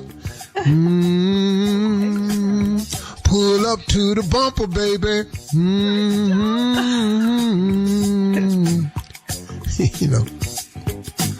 Yeah, R. Kelly on everybody. He just over there just humming church songs. His whole conversation about salvation. Now, I feel bad when he's sitting alone at the party, but I don't want to be around him either. He's a great man, but he needs to loosen up and stop acting like he's never done anything wrong. See, if you go witness, then witness to people with how you were. There's a pastor, I'm not going to mention his name, who's online all the time, and all he do is talk about other people. All he do is talk about other people. He picks celebrities out. I done been in his mouth. Beyonce, Ricky Smiley. He just talk about people. Never heard him mention anything about what he did wrong, what God saved him from. No, nobody want to hear that, man. Tell us what you've been through. Because if you get saved, you got to get saved from something. I had a talk with him about judging others and running our friends away, and he said all he needs to be happy is me and the kids. Well, me and the kids need a break from him. How do I get him to understand that he's running off all of our friends? Well, hell, that's easy. You run off. See? Oh. Yeah. There's that. You got to get people's attention. But see, that's new saved person though. Oh, they be extra exuberant when they first find the Lord. Oh, they be extra. I got a partner that's a pastor right now, and I didn't know he was a pastor until about maybe 12 years ago. I ran up into him somewhere. We went to college together. And he a pastor. And the whole time he talking to me, I remember him from college. That's the person I remember. I was getting acquainted with the new pastor. Now, I've known him now. We've been together for about 12 years. We hang out a lot. I'm still working through a couple things I've heard him say. Post your comments. So I get it. On today's Strawberry Letter. And he's so weed. And he's so weed. Yes, he did. On Instagram and Facebook. All right, and check Pastor. out Praise the Lord. Check out the Strawberry Letter podcast on the free iHeartRadio app. Free never sounded so good. You can download it today. Now, coming up at 46 minutes after the hour, we got Junior and Sports Talk right after this. You're listening to the Steve Harvey Morning Show. Do you ever notice your floors still look dirty even after you mop? Power Mop gives you a deeper clean you can see and feel. Unlike stream mops, Swiffer Power Mop absorbs more dirt and locks it away even in hard to reach places like behind the toilet. The new micro scrubbers deliver thousands of tiny deep cleaning actions for results that look, smell, and feel clean. No more dirty floors. Try the Swiffer Power Mop. Love it or your money back. It is time now for Junior and Sports Talk. What you got, Junior? Oh, Shirley, it's today. It is today. The first preseason game of the NFL football season is today. It's the Carolina Panthers and the Arizona Cardinals. They're going to be playing in the Hall of Fame game. That's it. Shut up. Yeah, that's it, man. That's what we got. Boy, the excitement that just ran through my body when you said Carolina Panthers, Arizona Cardinals. Boy, I'm going to start crying. So I need you to do me a favor, Unc. Can you find Pimpin for me, Unc? I just need to talk. I ain't talked to Pimpin in over a year. Yeah, wait a minute, man. It ain't take no time. Yeah, what's up, Junior? It's that time of year, Pimpin. Man, what's up? Hey, hold on. Hey, what's up, ladies? Hey, Pimpin. What's going on, Chocolate? You good, baby? All yes, right. I'm good. What's happening, Pimpin? All right, like a big old Hershey over there. You know what I'm saying? Hey, what's up, Shirley? Hello, Pimpin. How are you? Yeah, I heard some changes going on. You ought to be ready by now, huh? All right, holler at your boy. What's up? A year. Hey, what's up, Mississippi? Yeah, all right, then. You got a Delta shirt on. Ooh. Yeah. Did you feel it? Ooh. Yeah. Go ahead, Junior. What's happening? You did. Yeah, I'm back, man. Just preseason, man. Yeah, glad to have you back, man. Just want to ask you your opinion, Pimpin, on some of these NFL quarterbacks coming into the season. How you feel, Pimpin, is going to go for them this year? Just going to ask you one. First off, Josh Allen. How do you feel about Josh Allen? Oh, Josh Allen's strong horse, dog. He in the running every year. He the coldest quarterback in the league, really. Okay. All right, Pimpin. Yeah, Patrick Mahomes, Pimpin. Oh, man, he got hurt last year. I hope he all right. I love that boy right there, man. I love that boy. He a gangster, man. The light-skinned gangster. It's hard to find light-skinned gangsters. All right, Pimpin. Shador Sanders' second season in Cleveland. How you feeling, Come through, baby. Shador up in Cleveland. I've been talking with all the pimps, Happy Nim and everybody. We pulling for him, man. We want Shador to start because that boy right there, Deshaun, he ain't never really fit in with us, you know. Okay. All right, Pimpin. Here we go, Pimpin. Lamar Jackson. How you feeling about Lamar this season? Oh, MVP 2-time. Come on, Lamar. Yeah, I feel good about it. Okay. And Jalen Hurts. How you feel about Jalen in Philly? Q sign. Oh, make a sign fine. You know what I'm saying? I love that boy right there, Jalen. He gonna be all right, man. You know, got rid of A.J. Brown, all that crying and all whining. We gotta go, Pimpin. Yeah, we gotta go, Pimpin. I'm just glad to see you coming back, Pimpin. I got you. Hey, man, y'all take it easy. Care for you. All right, Junior, thank you. Coming up at the top of the hour, a woman on social media needs some advice. She says, I was the other woman. We'll talk about it right after this. You're listening to the Steve Harvey Morning Show. This is from Alicia on Steve Harvey FM. Alicia writes, I met a great guy about 5 months ago, and on our very first date, he told me he was married, but his wife lived in another city. The marriage was basically over, and they were only staying married on paper while they sorted out some financial issues. I appreciated the honesty and decided to give him a chance, and things seemed to be going well. Then last week, I got a call from his wife. She explained that they'd actually been very much together this whole time. He'd been working in another city because the pay was better, and they were trying to get themselves back on solid financial footing. She said he recently confessed everything to her and told her that he wanted to save their marriage, but then she learned that he'd still been making plans with me. She said she figured I deserved to know I was being strung along. I feel completely humiliated and stupid for trusting him. Now he's been calling and texting nonstop, saying his wife is twisting the story and begging me to let him explain.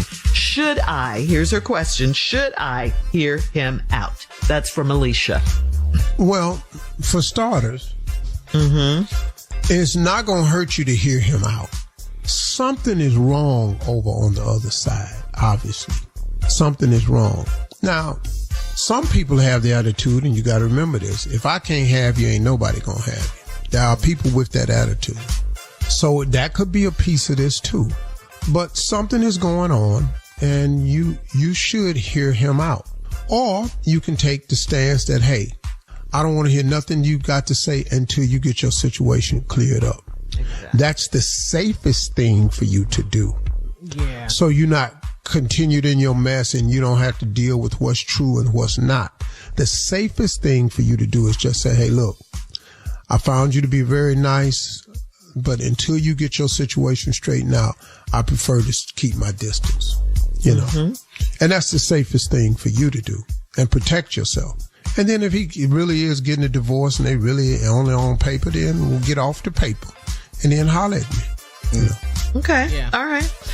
This is from Manny on Steve Harvey FM. Manny says, my auntie called me and said her son, my cousin, lost his full ride scholarship after deciding that going to class wasn't really working for him. So he begged me to let him, she begged me to let him stay with me for a few weeks so he could figure things out. 3 months later, he's still sleeping on my couch, not paying rent, eating my food, and doesn't appear to be doing much in the way of figuring things out. I told my aunt that something's got to give. What do you suggest? Well, I mean, you got to go. You know, partner, see, you can't keep making decisions and then not understanding the repercussions and ramifications. You can't keep doing that. And especially as a young man. Anybody, young man, young woman, whatever. But you can't keep doing that. Hey, I had a full scholarship ride and found out that going to class wasn't really for me. Well, how you think this worked?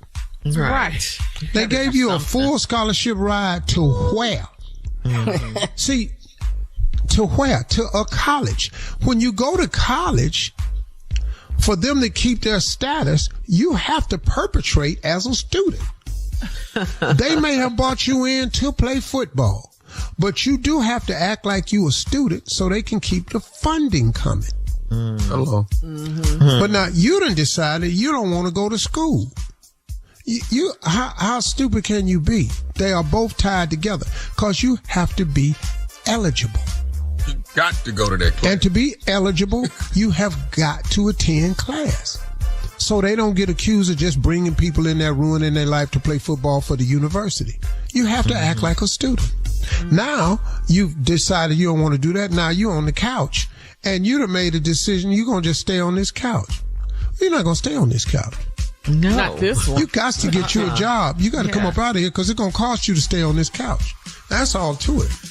And we're going to have this conversation, man. I ain't finna call my sister, my aunt, nobody. Me and your little stupid behind going to have this conversation. All right, thank you guys. We'll have more of the Steve Harvey Morning Show coming up at 20 minutes after, right after this. You're listening to the Steve Harvey Morning Show.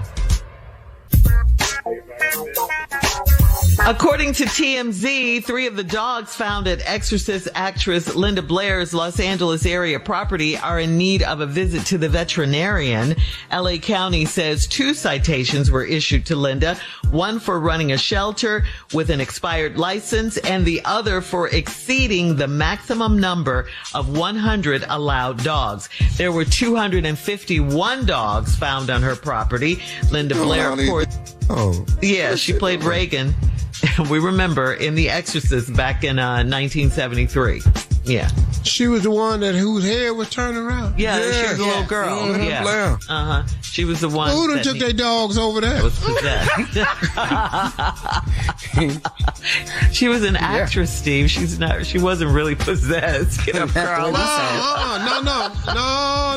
That's her. Yeah, leave that. No one can that's convince you her. otherwise. No, sir. Do nothing else after that. No. Nobody hide. She can't do nothing else after that. Because don't nobody want to hire her because they know that's her. She did that too good.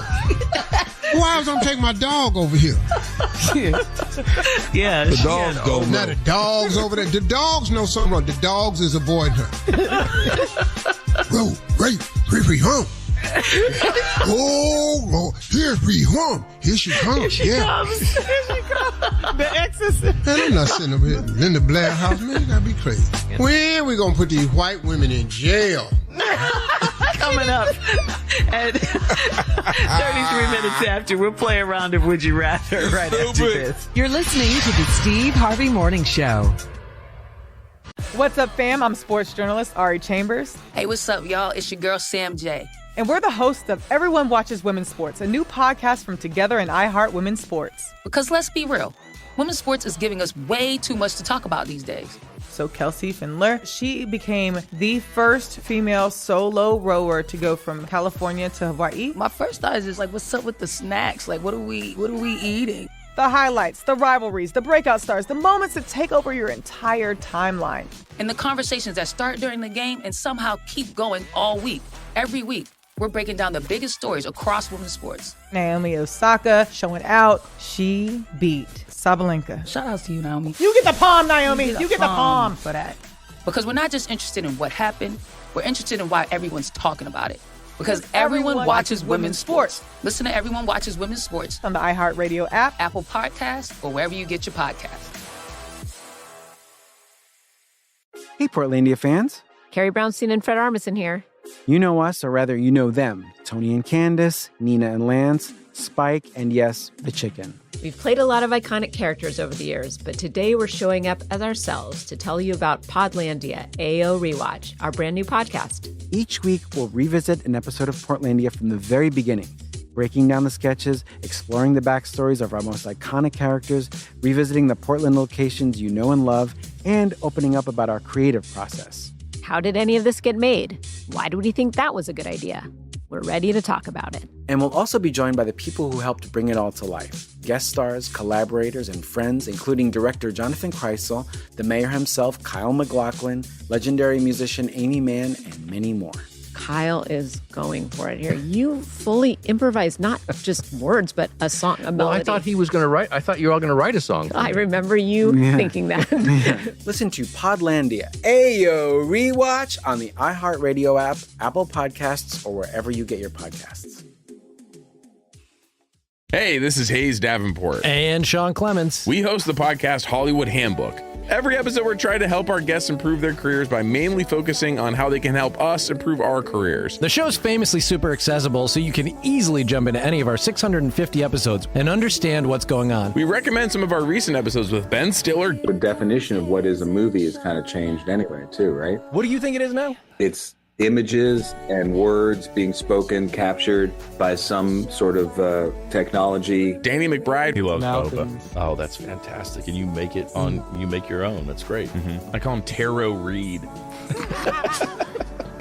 It's a good name. They're all named after cast members of American Pie. Yeah. Oh, gotcha. I never looked up if she was in this, but I call him Lychee Sobieski. Yeah, I don't think she was an American Pie, but I still haven't looked it up. Looked it up. Yeah. She was prominent Natasha around the Lyonne. same time. Yeah. Then Mary Steenburgen. Why are you guys talking to me like? I'm worried. Did you Why are you understand the talking movie? so down to me? that you think I don't understand your little play game. I just really, I get I'm it. trying to set you up for success here. Listen to Hollywood Handbook on the iHeartRadio app, Apple Podcasts, or wherever you get your podcasts. This is Chelsea Handler from Dear Chelsea. Every week, the news gets worse, the world gets crazier, and Yamanika is here to tell whoever's responsible, you're the problem. If you come over here to play games, I'ma check you, okay? If you do some in the news that don't sound good, I'ma play you. Join Yamanika Saunders as she breaks down the week's most problematic stories on her new podcast, You're the Problem, with Yamanika. Do you know I just found out who Sydney Sweeney was? New episodes weekly every Wednesday as part of my new network, the Dear Chelsea Network. If he got a bunch of women, then I should have a bunch of men. Do better or do less so I don't have to do so much. So join Yamanika each episode as she answers one question. Who's the problem? I'm Yamanika, and I'm out. Listen to You're the Problem with Yamanika on the iHeartRadio app, Apple Podcasts, or wherever you get your podcasts.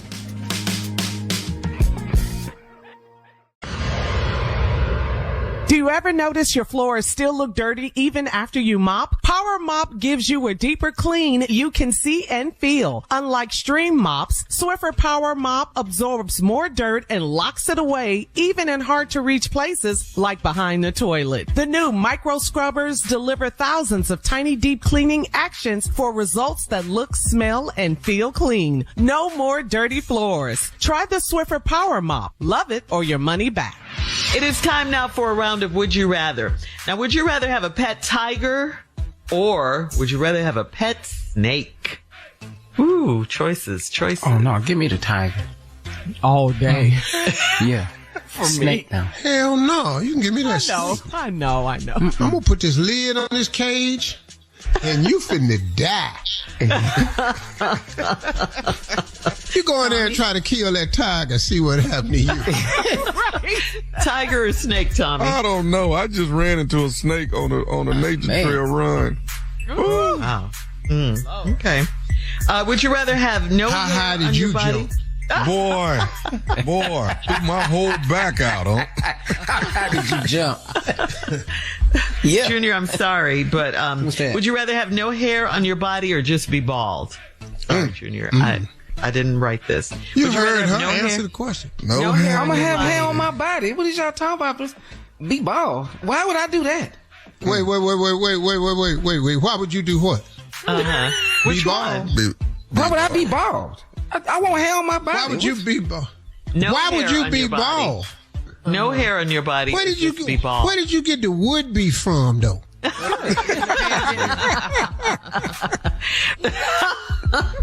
I'm sorry, Junior. You don't really see what's happening.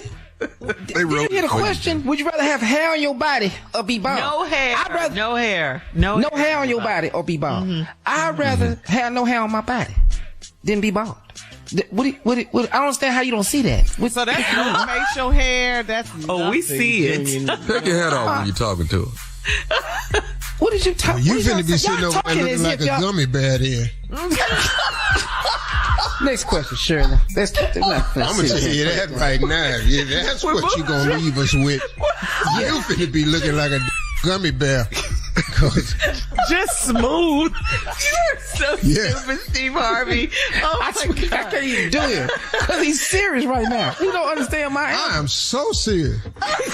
You got thicker hair on your chin right now. Moving on, Junior. I'm sorry. Would you rather be colorblind or have no sense of smell? Well, come on, Unc. Colorblind or no sense of smell? Either one. Tommy, what you got? Colorblind or what? No sense of smell. What? Yeah. You be mad at how stupid he is. Yeah, listen. He works my nerves. I can't be colorblind. Hell no. I can't be colorblind. My closet got way too many colors in it. But a lot Man, of I men come are out my closet, colorblind, I'll be looking so crazy. All right, well, We've run out of time. I got to smell though. I got to be able to smell. Thank you, guys. Coming up in 49 minutes after the hour, it is our last break of the day, and we'll close out the show with the one and only Steve Harvey right after this. You're listening to the Steve Harvey Morning Show. Do you ever notice your floors still look dirty even after you mop? Power Mop gives you a deeper clean you can see and feel. Unlike stream mops, Swiffer Power Mop absorbs more dirt and locks it away even in hard to reach places like behind the toilet. The new micro scrubbers deliver thousands of tiny deep cleaning actions for results that look, smell, and feel clean. No more dirty floors. Try the Swiffer Power Mop. Love it or your money back. All right, guys, here we are, our last break of the day. It's been a great day, a fun day. Thank you, everybody, always for listening to us. Thank you to you. We appreciate you. We appreciate your business. Thank you so much. Junior, you have a question for Steve? Yeah, I do, Unc, and I want you to expound on this because, we were talking about Shaquille O'Neal earlier when he said he was chasing greatness and the sacrifice he made. And, Unc, talk to us about, at 27, how you made the decision, how you lost a family doing it.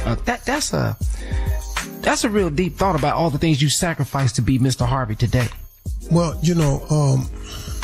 look, in your life, whenever you make a decision to improve, to become better, to do more, to have more, to be more, all of that comes with a price.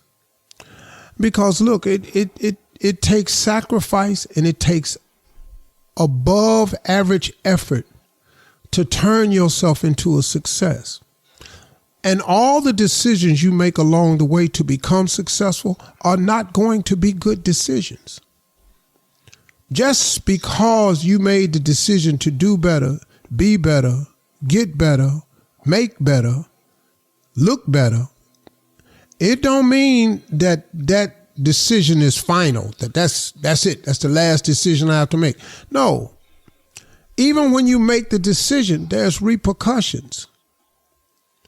When I walked in there and I quit my job on October 9th, there were some repercussions with that decision. It was a great decision to make, but that came with repercussions. That check that I was getting every other Friday, that check stopped coming. There were some repercussions. There were some people who were going to suffer because of that. While I went out there and made $25 a night. Telling jokes, $50, performing in restaurants that only had booths in it, standing up on the stage I stood on stage behind the bar above the cash register in Sandusky, Ohio.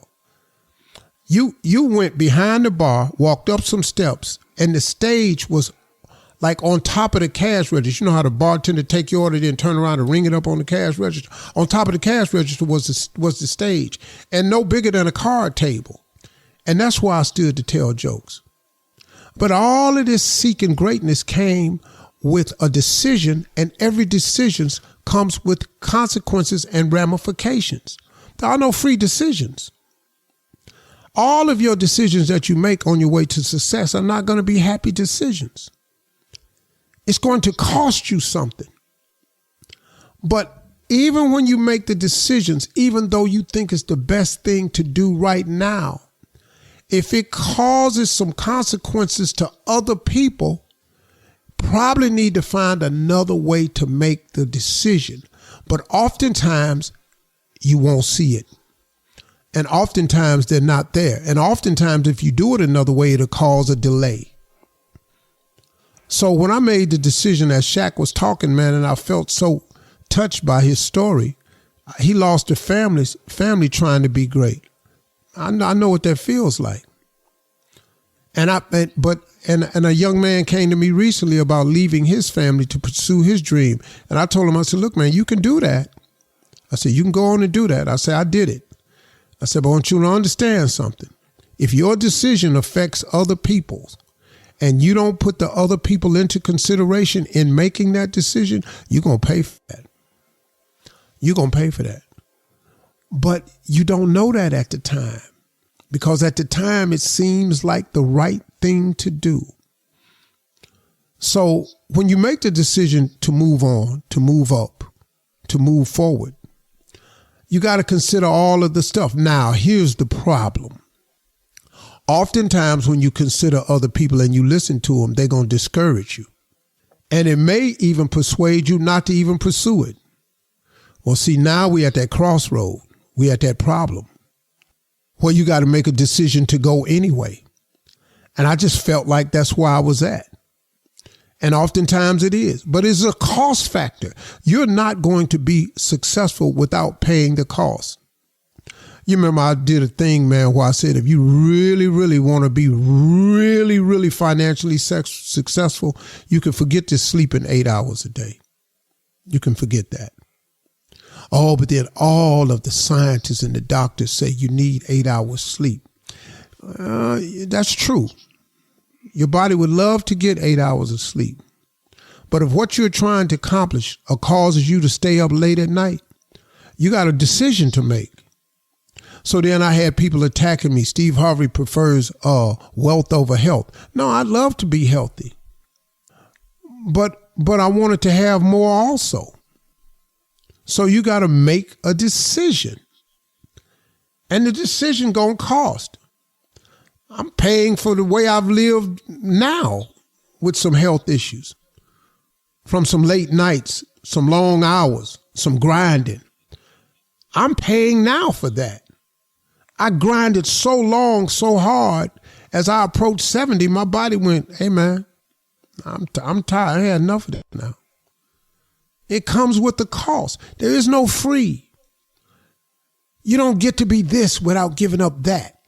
You don't get to have that without giving up this. It does not work that way. Show me who can be successful and keep and have everything. Yeah, you can do that after you get it. But on the way, oh no, sir. Oh no, sir. There are women out there who have had children who had to leave them with somebody else so they could pursue the dreams and give them a life that they never had. The kids don't even appreciate that. I suffered through all of that. Y'all hang in there. You got to make the decision to do the best thing. And it might be the best thing for everybody right now, but if it's going to be the best thing in the long run, then you got to make the decision for the long run. Because you're going to be, the long run is coming. It's here now, as a matter of fact. Y'all have a great day today. Talk to God today. We'd absolutely love to hear from you. For all Steve Harvey contests, no purchase necessary, void where prohibited. Participants must be legal U.S. residents at least 18 years old unless otherwise stated. For complete contest rules, visit SteveHarveyFM.com. You're listening to the Steve Harvey Morning Show. Summer blockbusters are back. The Odyssey and Spider-Man Brand New Day have taken over cinemas, and Raiders of the Lost podcast has all the coverage you need, including our interview with director Destin Daniel Cretton. What surprised you about Tom Holland? He shows up to every meeting early. He's the first one on set. Aside from learning all of his lines, is also able to memorize everybody's name on set. Download the free iHeartRadio app, search Raiders of the Lost podcast, and listen now. Hey, Portlandia fans. Carrie Brownstein and Fred Armisen here. The dream of the 90s is alive in podcast form. We're launching Podlandia, AO Rewatch, our brand new podcast where we revisit every episode of Portlandia together, breaking down sketches, going deep on our iconic characters, and pulling back the curtain on how it all got made. And we'll also be joined by the people who helped bring it all to life. Guest stars, collaborators, and friends, including director Jonathan Kreisel, the mayor himself, Kyle MacLachlan, legendary musician Amy Mann, and many more. Kyle is going for it here. You fully improvised not just words, but a song. Well, I thought you were all going to write a song. I remember you thinking that. Listen to Podlandia, AO Rewatch on the iHeartRadio app, Apple Podcasts, or wherever you get your podcasts. What's up, fam? I'm sports journalist Ari Chambers. Hey, what's up, y'all? It's your girl, Sam J. And we're the hosts of Everyone Watches Women's Sports, a new podcast from Together and iHeart Women's Sports. We're breaking down the biggest headlines. Naomi Osaka showing out. Shout outs to you, Naomi. The viral moments. I've been obsessed with Krishan Rock's boxing journey. She looks good. Her combos are swift. And the stories everyone's talking about across women's sports. Because everyone watches women's sports. Listen to Everyone Watches Women's Sports on the iHeartRadio app, Apple Podcasts, or wherever you get your podcasts. Hey, this is Hayes Davenport. And Sean Clements. We host the podcast Hollywood Handbook. Every episode, we're trying to help our guests improve their careers by mainly focusing on how they can help us improve our careers. The show's famously super accessible, so you can easily jump into any of our 650 episodes and understand what's going on. We recommend some of our recent episodes with Ben Stiller, Danny McBride, Riz Ahmed, and Mary Steenburgen. Listen to Hollywood Handbook on the iHeartRadio app, Apple Podcasts, or wherever you get your podcasts.